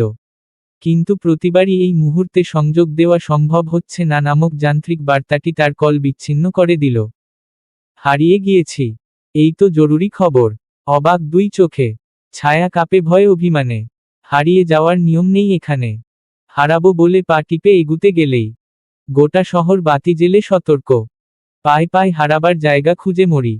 সাদ গিটারে সুর তুলতে তুলতে সবার দিকে একবার করে তাকালো। এখন রাত 10টা। তারা সবাই উঠে এসেছে বাড়ির ছাদে। সবাই মানে সে তিন্নি, সাইম, তুরহান আর তুলন। গিটার বাজানো সে কলেজ জীবনেই শিখেছিল। এরপর বিশ্ববিদ্যালয়ের কালচারাল প্রোগ্রামে বহুবার সে গিটারে সুর তুলেছে। বাড়িতে আসলে সেভাবে গান করা হয় না। রেবেকা পছন্দ করেন না ব্যাপারটা। তবুও মাঝে মাঝে সাদ তার ভাই বোনদের নিয়ে ছাদে উঠে একটা চাদর বিছিয়ে তার উপর বসে গিটারে শব্দ তুলে আলতো স্বরে গান করে। মাথার উপর ফোকফকে এক টুকরো আকাশ। শান্ত পরিবেশ। গিটার, সুর। নীরদ নীল নামের 2 তালা দালানটি তখন সত্যিকার অর্থেই স্নিগ্ধ, শান্ত আর মনোরম ছন্দে তাদের সাথে সুর মিলিয়ে গান গেয়ে ওঠে। সেদিন গুলানাও ছাদে এলো। তবে সাদের গান শুনতে না, তুলনকে নিতে। তার ঘুমের সময় হয়েছে। অথচ এখনো সে এখানেই বসে আছে। সে যেতেই সাদ গিটার স্ট্রিং থেকে আঙুল সরালো। গুলানা বলল, সরি। আমি আসলে তুলনকে নিতে এসেছি। তুলন যেতে চাইল না তখনই। সে আরেকটু থাকতে চায়। গুলানা তাকে কিছু একটা বলতে গিয়েও থেমে গেল। দক্ষিণ দিক থেকে গা জুড়ানো বাতাস ছাদের দিকে ধেয়ে আসছে। কিংকর্তব্যবিমূঢ় হয়ে সে দাঁড়িয়ে থাকল ছাদের দরজায়। 3 নম্বর স্ট্রিংয়ে একটা আঙুল চেপে সুচালো চোখে সাদ একবার তাকালো তার দিকে। গুলানা ছাদের দরজায় চেপে ওই দৃষ্টি থেকে নিজের চোখ সরিয়ে নিল। সাদ গিটারটা কোলে তুলে আবার স্ট্রিংয়ে আঙুল চালায়। কোথাও নেই ঝুমঝুম অন্ধকার। তক্ষক ডাকা নিশুতিতে। রূপকথা শুনে শিউরে উঠে নাগা। স্বপ্নে আমার শরীরে কেউ ছড়ায় না শিউলি ফুল। আলোর আকাশ নুয়ে এসে ছোঁয় না কপাল। চারপাশ থমথমে হয়ে উঠল। নীরব হলো আকাশ। ঠিক সেই সময়ে 278 কিলোমিটার দূরে একটা সাদা রঙের বাড়ির বসার ঘরে রিধিমার সাথে ইশতিয়াক নামের একটি ছেলের বিয়ে হয়ে গেল। ঠিক সেই সময়ে রিধিমা নামের একটি মেয়ের আত্মিক মৃত্যু ঘটিয়ে আকাশ বাতাস খিলখিলিয়ে হেসে উঠল। শান্ত হল ধরণী। ঝরে গেল অর্কিড গাছের সবচেয়ে সুন্দর ফুলটি। ঠিক সেই সময়ে গুলানা নামের মেয়েটি নিঃশব্দ কদমে ছাদ থেকে নেমে নিজের ঘরে ফিরে এলো। এসে দরজা বন্ধ করে সেই দরজার সাথে হেলান দিয়ে মেঝেতে বসে থাকল নিষ্প্রাণ মুখে। ঠিক সেই সময়ে দুটো উজ্জ্বল নক্ষত্র আলোকবর্ষ সমান দূরে চলে গেল পরস্পর থেকে। ওই নক্ষত্রদের আর দেখা হলো না কখনো। ঠিক সেই সময়ে বাগানের বেলি ফুলটি সুবাস ছড়ালো পুরো আঙিনা জুড়ে। বসন্তকালের রৌদ্রোজ্জ্বল সকাল। বাড়ির বাগান থেকে পাখির কলতান বসার ঘর পর্যন্ত কর্ণগোচর হচ্ছে। তুরহান বায়না ধরে বলল, চলো না গুল্লু, আমরা বাগানে যাই। গুলানা তখন বসার ঘরের একটা সোফায় বসে বই পড়ছিল। আজ সে বিশ্ববিদ্যালয়ে যায়নি। সকাল থেকে শরীর দুর্বল লাগছে খুব। তুলন স্কুলে গেছে। সাদ তাকে স্কুলে দিয়ে আসতে গিয়েছে। গুলানা বলেছিল এটার কোনো প্রয়োজন নেই, সে নিজেই পারবে। কিন্তু ছেলেটা তার কথা শুনেনি। চোখ পাকিয়ে তেরামো করে সে নিজেই গিয়েছে তুলনকে স্কুলে দিয়ে আসতে। গুলানা যেতে যেতে তাকে শাসিয়ে দিয়ে বলল, রাস্তায় আজেবাজে কিছু কিনে দিবেন না তাকে। ওর কিন্তু গত সপ্তাহেই ফুড পয়জনিং হয়েছিল। সাদ বিরক্ত হয়ে বলল, জানি আমি, এত জ্ঞান দিতে হবে না। শম্পার শরীরও ভালো নেই খুব একটা। গতকাল রাতে বেশ জ্বর এসেছিল, এখন একটু কমেছে। এই জ্বর নিয়ে সে আবার নাস্তাও করেছে সকালের। রেবেকা পরে বলেছেন আজকে আর তাকে রান্নাঘরে আসতে হবে না, কাজ সব তিনি আর রুনা মিলেই করবেন। এখন বাড়িতে আছে রুনা, রেবেকা, তুরহান আর গুলানা। শম্পাও আছে অবশ্য, কিন্তু সে ঘুমাচ্ছে 1 ঘন্টা হলো। সাইম আর তিন্নি বাইরে, গিয়াস সাহেব গেছেন বাজারে, নাজমুল আর আরিফ অফিসে। তুরহান সকালে উঠতেই রেবেকা তাকে জোর করে নাস্তা খাওয়ালেন। তারও ঠান্ডা লেগে আছে দুদিন ধরে। ঋতু পরিবর্তনের সাথে পুরো বাড়িতেই ঠান্ডা, কাশি আর অল্পস্বল্প জ্বরের আমেজ। এর মধ্যে তুরহান বলল সে বাগানে যেতে চায়। গুলানা হাতের বইটা সোফায় রেখে জিজ্ঞাসু হয়ে জানতে চাইল, এই সময়ে বাগানে কেন যাবে? এমনি, আমার বাসায় ভালো লাগছে না। তোমার মা আমাকে বকবে খুব। উহু, মা এখন ঘরে নামাজ পড়ছে। মা কিভাবে জানবে? গুলানা চাপা স্বরে বলল, এখন না, তোমার সাদ ভাইয়া আসুক তারপর। চলো না গুল্লু, সাদ ভাইয়া এখনই চলে আসবে তো। তুরহানের একটা স্বভাব বাজে, জেদ করার স্বভাব। ও যখন যেটা বলে সেটাই ওকে করে দিতে হয়। বোঝালে বুঝে কিন্তু সময় লাগে। গুলানা বলল, তুমি কি আমাকে বকা খাওয়াতে চাও তুরহান? এই রোদের মধ্যে তোমাকে বাগানে নিয়ে দাঁড় করিয়ে রাখলে বকা শুনবো আমি? তোমার তো কিছু হবে না, বললাম তো। 10 মিনিট থাকবো, তারপর চলে আসবো। তুমিই বলো, তোমরা সারাদিন বাইরে যাও, রাস্তায় হাঁটো, এখানে সেখানে ঘুরতে যাও, আর আমি সারাদিন বাসায় থাকি। আমার কি একটু ঘুরতে ইচ্ছে হয় না বলো? গুলানা দীর্ঘশ্বাস ছেড়ে উঠে দাঁড়ালো। ক্লান্ত মুখে বলল, আচ্ছা চলো, কিন্তু 10 মিনিটই থাকবো কিন্তু, এর বেশি না। তুরহান হাসি হাসি মুখ করে বলল, আচ্ছা ঠিক আছে। বাইরে যাওয়ার প্রতি তুরহানের একটা ঝোঁক আছে। ও কখনো সেভাবে বাইরে যায়নি। রেবেকা তাকে সবসময় নিজের কাছাকাছি রেখেছেন, নিরাপদে রেখেছেন। গুলানা এই ব্যাপারে তার কোনো দোষ দেখে না। তুলনের সাথে যদি এমন কিছু হতো তাহলে বোধ হয় সেও তাকে সবসময় নিজের কাছে নিজের চোখের সামনে বসিয়ে রাখত। আর রেবেকা তো তুরহানের মা। তুরহানের হুইলচেয়ারের হাতল দুটো শক্ত করে ধরে সে খুব সাবধানে তাকে নিয়ে বাড়ি থেকে বেরিয়ে এলো। বাগানে আসতেই রোদের তাপে জনের চোখ বুজে এলো। তুরহান এক চোখ বন্ধ করে মুখ কুঁচকে বলল, কিছুই তো দেখতে পারছি না। বলেছিলাম না অনেক রোদ? আমার কথা তো কিছুই শোনো না তুমি। গুলানা গাছ থেকে 2টা বড়ই পেড়ে তুরহানের সামনে বাড়িয়ে দিয়ে বলল, নাও, খাও। তুরহান হাসি মুখে দুটো বড়ই হাতে নিল। তার মধ্যে একটা বড়ই কামড় বসিয়ে বলল, থ্যাঙ্কু। বাড়ির পেছনে দিকে একটা পানির কল আছে, সেখান থেকে একটা পাইপ দিয়ে বাগানের গাছগুলোতে পানি দেওয়া হয়। কাল বোধ হয় রাতে কেউ কল ছেড়ে দিয়েছিল, এখনো বন্ধ করা হয়নি। সেখান থেকে পাইপ বেয়ে পানি এসে বাগানের একদিক ভাসিয়ে দিচ্ছে রীতিমতো। গুলানা বলল, তুমি থাকো তুরহান, আমি কলটা বন্ধ করে আসছি। যেতে যেতেই সে তুরহানের হুইলচেয়ারের একটা চাকার সাথে হোঁচট খেতেই গুলানা হাঁটু ভেঙে মাটির উপর আছড়ে পড়ল। তার পায়ের ধাক্কায় তুরহানের হুইলচেয়ারটা নিজ থেকে চলতে শুরু করল। ঘটনাগুলো ঘটল সেকেন্ডের ব্যবধানে, চোখের পলকে। তুরহান ঘাবড়ে গিয়ে ফ্যালফ্যাল করে সেদিকে চেয়ে থাকল। যখন তার হুইলচেয়ারটা বাগানের পানিতে পিছলে দ্রুত বেগে সামনে এগোতে শুরু করল, তখন সে একবার চিৎকার করে ডাকল, গুল্লু, বাঁচাও। গুলানা চট করে ঘুরে তাকালো তার দিকে। সে দেখল তুরহান দুই হাতে চাকা ঘুরিয়ে সেটাকে থামানোর চেষ্টা করছে। তবুও স্টিলের হুইলচেয়ারটা তরতর করে দ্রুত গতিতে কৃষ্ণচূড়া গাছটার বিশাল বড় কাণ্ড বরাবর এগিয়ে যাচ্ছে। এক লাফে উঠে দাঁড়িয়ে গুলানা ছুটল সেদিকে। দৌড়ে গিয়ে হুইলচেয়ারের হাতল ধরে সে নিজেও ছিটকে গেল কিছুটা সামনে। দুই হাতে হুইলচেয়ারটা অন্য পাশে ঘুরিয়ে দিয়ে গুলানা একেবারে বাগানের ঘাসের উপর গিয়ে মুখ থুবড়ে পড়ল। রেবেকা তুরহানের চিৎকার শুনেই হন্তদন্ত পায়ে বাগানে ছুটে এলেন। তুরহান ততক্ষণে হাত দিয়ে ঘুরিয়ে হুইলচেয়ারটা থামিয়ে দিয়েছে। রেবেকা বললেন, কি হয়েছে? তুমি এখানে এসেছো কিভাবে? গুলানা দুই হাতের ধুলো ময়লা ঝেড়ে চুপচাপ উঠে বসল। দাঁড়াতে গিয়ে সে টের পেল তার হাঁটুর দিকটা ছিলে গেছে। রেবেকা কড়া চোখে তার দিকে তাকালেন। জানতে চাইলেন, তুরহানকে তুমি এনেছো এখানে? তুরহান বলল, না মা। আমি রিকোয়েস্ট করেছি গুল্লুকে। ও আনতে চায়নি আমাকে। সত্যি? তুমি চুপ করো তুরহান। রেবেকা আবার চোখ তুলে বললেন, তুমি জানো না তুরহানকে কত যত্নে রাখি আমরা? কোন বুঝে তুমি তাকে নিয়ে বাগানে এলে? তাও আবার একা একা। মা, ওর কোনো দোষ নেই তো। ও আনতে চায়নি। কতবার বলবো? তুমি চুপ থাকো তুরহান। গেইটের বাইরে থেকে গাড়ির হর্ন শোনা গেল। একটু পরে দারোয়ান গেইট খুলে দিতেই কালো রঙের চকচকে বেন্টলি গাড়িটা বাড়ির মূল ফটক অতিক্রম করে ভেতরে এলো। গাড়িটা ইয়ার্ডে রেখে সাদ সেখান থেকে বেরিয়ে এলো। বাগানে তাদের তিনজনকে দেখে সে সানগ্লাস নামিয়ে তাদের দিকে এগিয়ে এসে বলল, কি হয়েছে? রেবেকা কর্কশ গলায় বললেন, এই মেয়ে তুরহানকে এই রোদের ভেতর বাগানে এনেছে। তাও একা একা। ওর কারণে আমার ছেলের কত বড় দুর্ঘটনা হতে পারত তুমি জানো?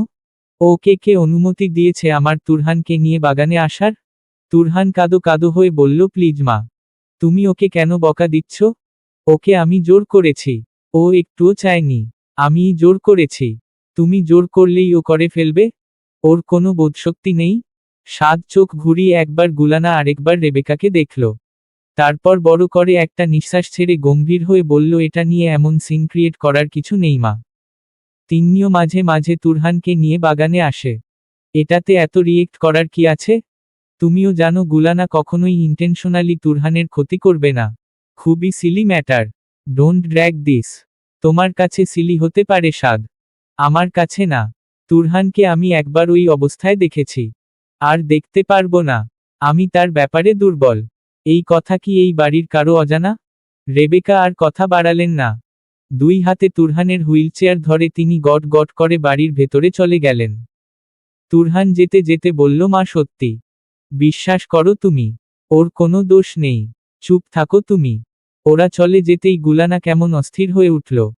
সাদ যখন তার সামনে এসে দাঁড়ালো তখন সে খুব লজ্জিত মুখে বলল, আই অ্যাম সরি। আমার একদম উচিত হয়নি কাউকে না বলে এই কাজ করা। আপনি প্লিজ বড় মামিকে আমার হয়ে সরি বলবেন। শরীর কিছু নেই এখানে। তুমি কেন এত গিল্ট ফিল করছো? কারণ আমার ভীষণ লজ্জা লাগছে। আমি দায়িত্ব নিতে পারিনি। আপনি জানেন আমি কখনো অনাধিকার চর্চা করি না। আমি কখনো আমার সীমানা লঙ্ঘন করি না। কেবল তুরহানের ব্যাপারে। সে থেমে গেল। সাদ জানতে চাইল, কেবল তুরহানের ব্যাপারে কি? জানি না। আপনি প্লিজ আপনার মাকে আমার হয়ে সরি বলবেন।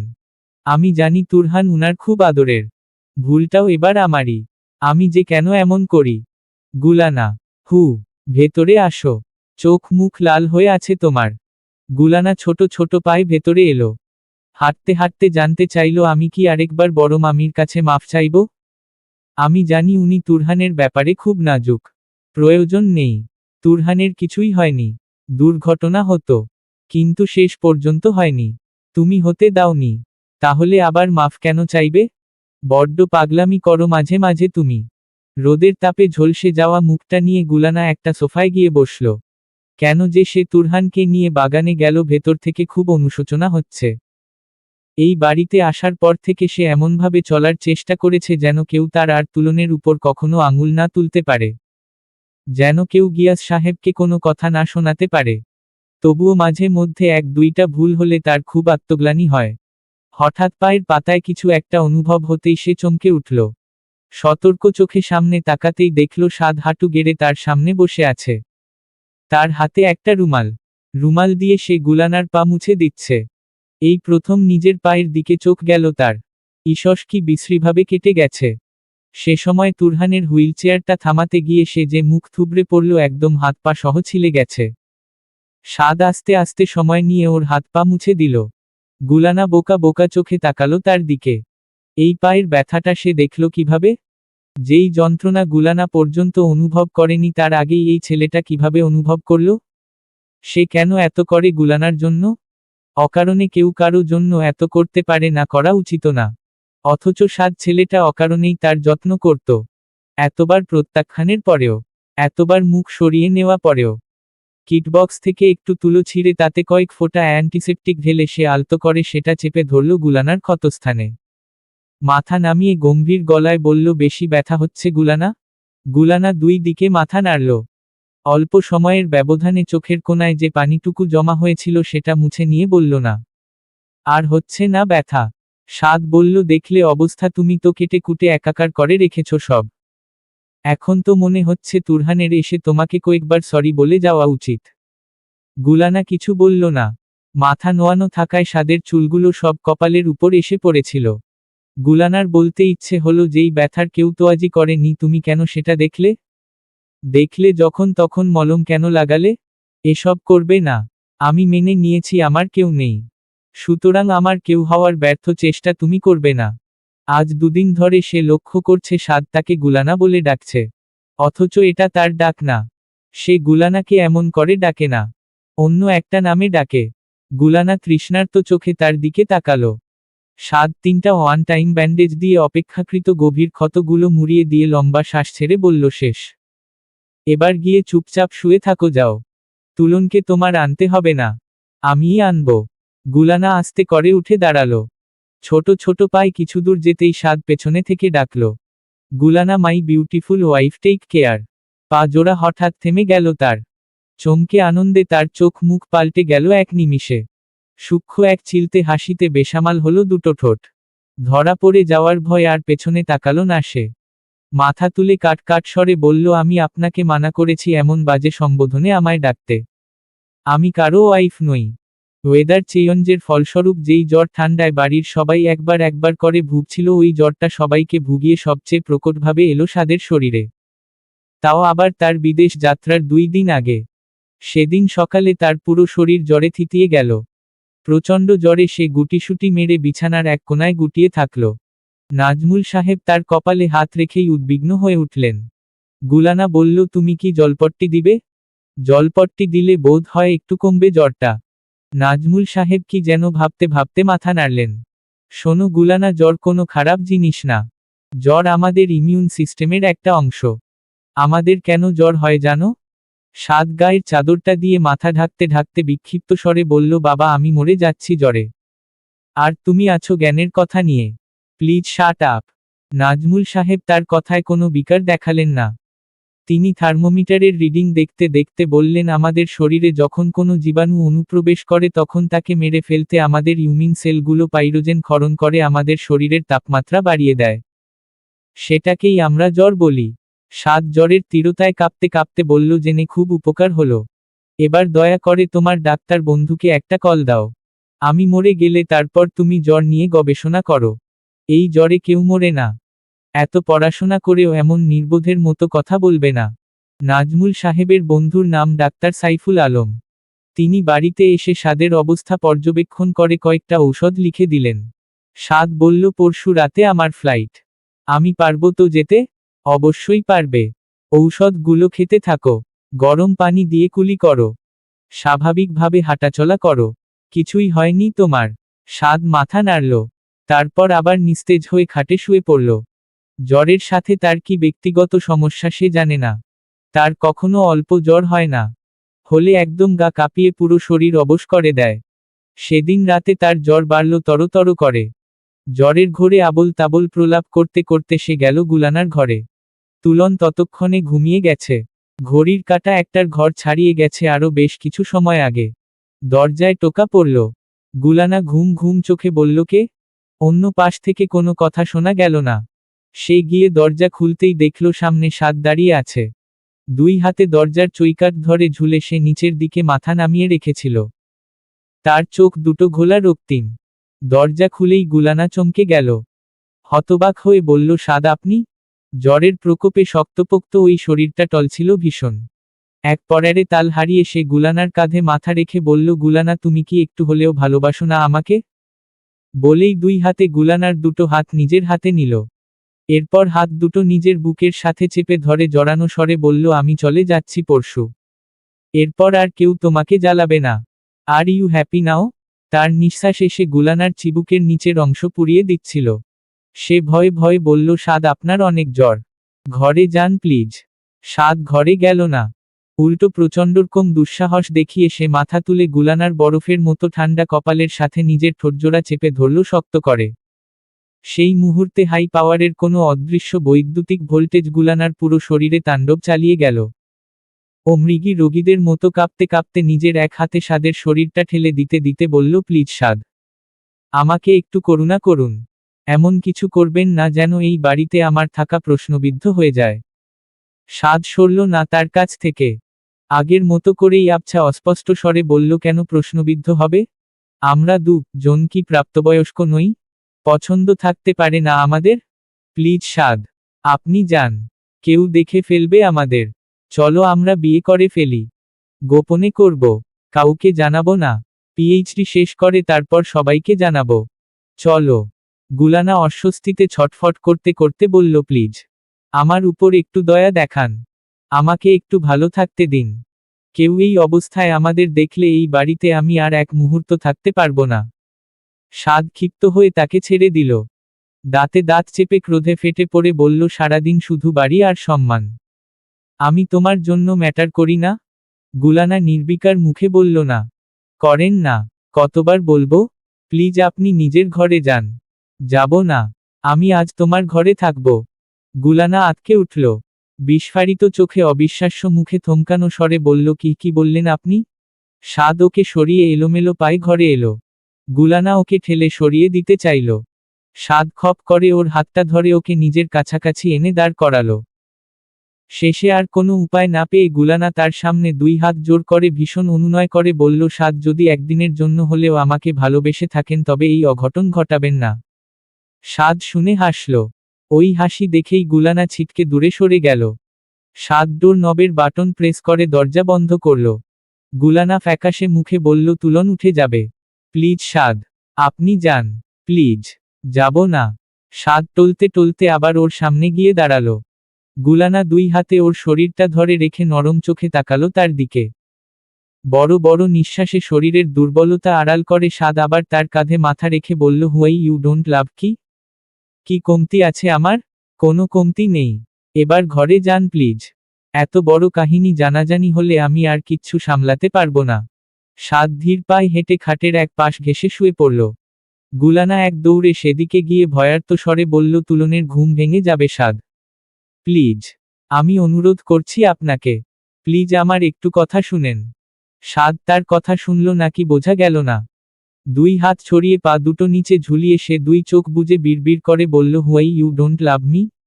Don't I give you butterflies? Gulana পরাজিত সৈন্যের ন্যায় ধপ করে তার সামনে বসে গেল। আর চিৎকার করে অনুরোধ করে, কাজ হবে না। এবার যা হবে পুরোটাই ভবিতব্য। সাদের চোখ লেগে এসেছে। সে কিছুক্ষণ বিড়বিড় করে একটু পরে নিজেই ঘুমিয়ে গেল। গুলানা বাথরুমের মগে পানি নিয়ে তাতে নিজের ওড়না ভিজিয়ে সাদের হাত পা মুছিয়ে দিল। তারপর আলতো করে ওড়নাটা ওর কপালে চেপে ধরল। ছেলেটার জ্বর কমছে না। ওর কপালে একটা হাত রাখতেই গুলানার মায়া হলো তার জন্য। রাত 3:08। বাড়ির হলঘরের বড় ঘড়ির কাঁটা টিকটিক শব্দ করে চলছে। নৈশব্দে ডুবে থাকা বাড়িতে ওই শব্দটাও ভৌতিক শব্দের মতো শোনালো। চারপাশে কোনো সারা শব্দ নেই। আকাশের চাঁদটাও মন বেজার করে ঢলে পড়েছে পশ্চিমের আকাশে। গুলানা আলতো করে সাদের হাতটা নিজের হাতে নিল। বোধ হয় 1 ডিগ্রি কমেছে জ্বর। আরামে নিশ্চিন্তে ভারী ভারী নিঃশ্বাস ছেড়ে ঘুমাচ্ছে সে। গুলানা স্থির হয়ে যস্ত্রের মতো ওইভাবেই বসে থাকল। কোনো শব্দ ছাড়া, কোনো অভিব্যক্তি ছাড়া, কোনো রকম চাওয়া পাওয়ার আশা ছাড়া। মাঝে একবার উঠে গিয়ে তার কপালে হাত চেপে তাপমাত্রা অনুমান করল। তারপর আবার নিজের জায়গায় এসে বসল। একটু আগে খুব ভয় হচ্ছিল, এখন আর ভয় টয় কিছু হচ্ছে না। মনে হচ্ছে এমন করে বসে থাকাও মন্দ না। গুলানা ছেলেটার দিকে তাকালো, নরম শীতল দৃষ্টি। হাতে থাকা তার হাতটা আলতো করে চেপে ধরে বলল, best of luck for your future. May Allah bless you. ভোরের আজান পড়তেই সাদের ঘুম ভাঙল। ও আড়মোড়া ভাঙতে গিয়ে টের পেল এটা গুলানার ঘর। ভালো করে দুই চোখ মেলে ডান পাশে তাকাতেই দেখল গুলানা একটু দূরে তার টেবিলের সামনে থাকা চেয়ারে বসে আছে। চোখের দৃষ্টি স্থির অনড়। সাদ এক লাফে উঠে বসে বলল, তুমি ঘুমাওনি? না, আই অ্যাম সরি। সে এক হাতে নিজের মাথা চেপে ধরে উঠে এলো। এগিয়ে এসে নিজের অমসৃণ হাতটা একটু করে গুলানার নরম গালে স্পর্শ করিয়ে বলল, আসি। I hope after ages when we met again I will love you in the same way as today. যখন বহু বছর পরে আমাদের আবার দেখা হবে তখনও যেন আমি তোমাকে আজকের দিনের মতোই ভালোবাসি। এরপর সে আর কথা না বাড়িয়ে ঘর থেকে বেরিয়ে গেল, গুলানাকে ওইভাবেই ফেলে ওইভাবেই রেখে। এরপর আর সেরকম ভাবে তার সাথে কোনো কথা হয়নি তার। পরের দিন রাতে আনুমানিক 11:30টার দিকে সাদের এমিরেটসের ফ্লাইটটা বাংলাদেশ ছেড়ে দুবাইয়ের উদ্দেশ্যে যাত্রা শুরু করল। সেখানে তার ট্রানজিট। এরপর সেখান থেকে সোজা যুক্তরাষ্ট্র।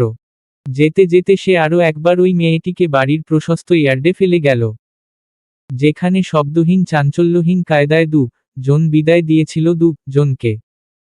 সে চলে যাওয়ার পর ক্লান্ত ভঙ্গুর পায়ে গুলানা ঘরে এলো। ঘরে এখন সে ছাড়া আর কেউ নেই। তুলন তিন্নির ঘরে আছে সবার সাথে। ইদানিং তাদের সাথে তার খুব ভাব জমেছে কিনা। গুলানা চেয়ার টেনে টেবিলের সামনে বসল। তার নিজেরও শরীর ভার ভার লাগছে। সবাইকে ভোগানোর পর এবার বোধ হয় জ্বরের শেষ ছোবলটা তার উপর এসে পড়বে। হঠাৎ টেবিলের দিকে তাকাতেই চোখ দুটো আটকে গেল। ট্রান্সপারেন্ট পেপার ওয়েটের নিচে একটা কাগজ চেপে রাখা। গুলানা কৌতূহলী হয়ে কাগজটা হাতে নিল। কাগজ খুলতেই বুঝল ওটা একটা চিঠি। চিঠিতে সাদের লিখা। ওর হ্যান্ড রাইটিং ভীষণ সুন্দর, মনে হয় টাইপ রাইটারে লিখা কোনো পাতা। Gulana, my love, I love you so much. আমি ভীষণ ভালোবাসি তোমাকে। তোমাকে ভালোবাসি বলে আমি একটুও লজ্জিত না। তুমি কি আমার চোখে মুখে এক মুহূর্তের জন্য লজ্জা কিংবা দ্বিধা দেখেছ? তুমি একজন প্রাপ্তবয়স্ক মেয়ে, আর আমি একজন প্রাপ্তবয়স্ক ছেলে। তাহলে তোমাকে ভালোবেসে কেন লজ্জায় পড়তে হবে আমায়? আমি চলে যাচ্ছি আগামীকাল। তবে যেতে যেতে আবারও জানিয়ে দিতে চাই আমি তোমায় ভালোবাসি।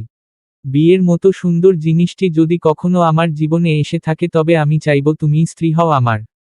গুলানা, মাই বিউটিফুল ওয়াইফ। সেদিনও একটা চমৎকার স্বপ্ন দেখেছি তোমাকে নিয়ে। দেখেছি আমাদের বিয়ে হয়েছে, একটা মেয়েও আছে আমাদের। সে আমার কাছে আইসক্রিম খাবে বলে বায়না ধরেছে। আমি তাকে আইসক্রিম কিনে দিব, অমনি তুমি আমার হাতটা ধরে ফেললে। আমাকে থামিয়ে দিয়ে চোখ পাকিয়ে বললে ওকে আইসক্রিম দিবেন না, ওর ঠান্ডা লেগে যাবে। আর তুমি তো জানো তুমি ওভাবে চোখ রাঙালে আমি আর তোমার অবাধ্য হতে পারি না। ভালো থেকে তুমি। 5 বছর 60 মাস তোমার সাথে আমার আর দেখা হবে না। খুব শান্তিতে থাকবে তুমি, তাই না? 5 বছর পর আবার দেখা হবে, তখন যেন আমি এমন করেই তোমায় ভালোবাসি। একটা কথা শুনো, সেদিন আমার অফার লেটার আসার খবর শুনে এত উদাসীন হয়ে গিয়েছিলে কেন? আমার চলে যাওয়া কি তোমাকে বিন্দু পরিমাণ বিচলিত করে গুলানা? ভালো থেকো। আমি না থাকলে তো তুমি ভালোই থাকবে। আরেকটা কথা, নিজের যত্ন নিবে। তুলনের যত্ন নিচ্ছ অথচ নিজেকে অবহেলা করছো, এটা ঠিক না। এমন বিষাদকন্যা হয়ে ঘোরাঘুরি করবে না। মাত্র 20 বছর বয়স তোমার। এত দুঃখ বিলাসী হওয়ার মতো কিছু তোমার জীবনে ঘটেনি। আমি রোজ ফোন দিব তোমাকে, না তিন্নিকে। সেখান থেকে তুমি আমার আপডেট পাবে। নিজ থেকে আর কোনো যোগাযোগ আমি রাখব না তোমার সাথে। তুমি মুক্তি চেয়েছিলে, আমি তোমায় মুক্তি দিলাম। অথচ মুক্তির বদলে যদি তুমি আমায় চাইতে তবে আজ এমন কাপা হাতে আমাকে এসব লিখে যেতে হতো না। ভালো থেকো। তোমার মতো চমৎকার একটি মেয়ে ভালো থাকা ডিজার্ভ করে। ইতি তাজওয়াজ মুস্তফা সাদ। মনে মনে যে নিজেকে তোমার স্বামী ভাবে। গুলানা নামের বোকা মেয়েটা ওই চিঠিখানা পড়েই বাচ্চাদের মতো কেঁদে ফেলল। দুবাইগামী এমিরেটসের বিমান তখন টেক অফ করে মুক্ত আকাশে উড়ে বেড়াচ্ছিল। অথচ ঠিক সেই মুহূর্তে একটা শুভ্র রঙের গাংচিল ডানা হারিয়ে একদম মাটিতে আছড়ে পড়ল করুণভাবে। সমাপ্ত প্রথম পরিচ্ছেদ।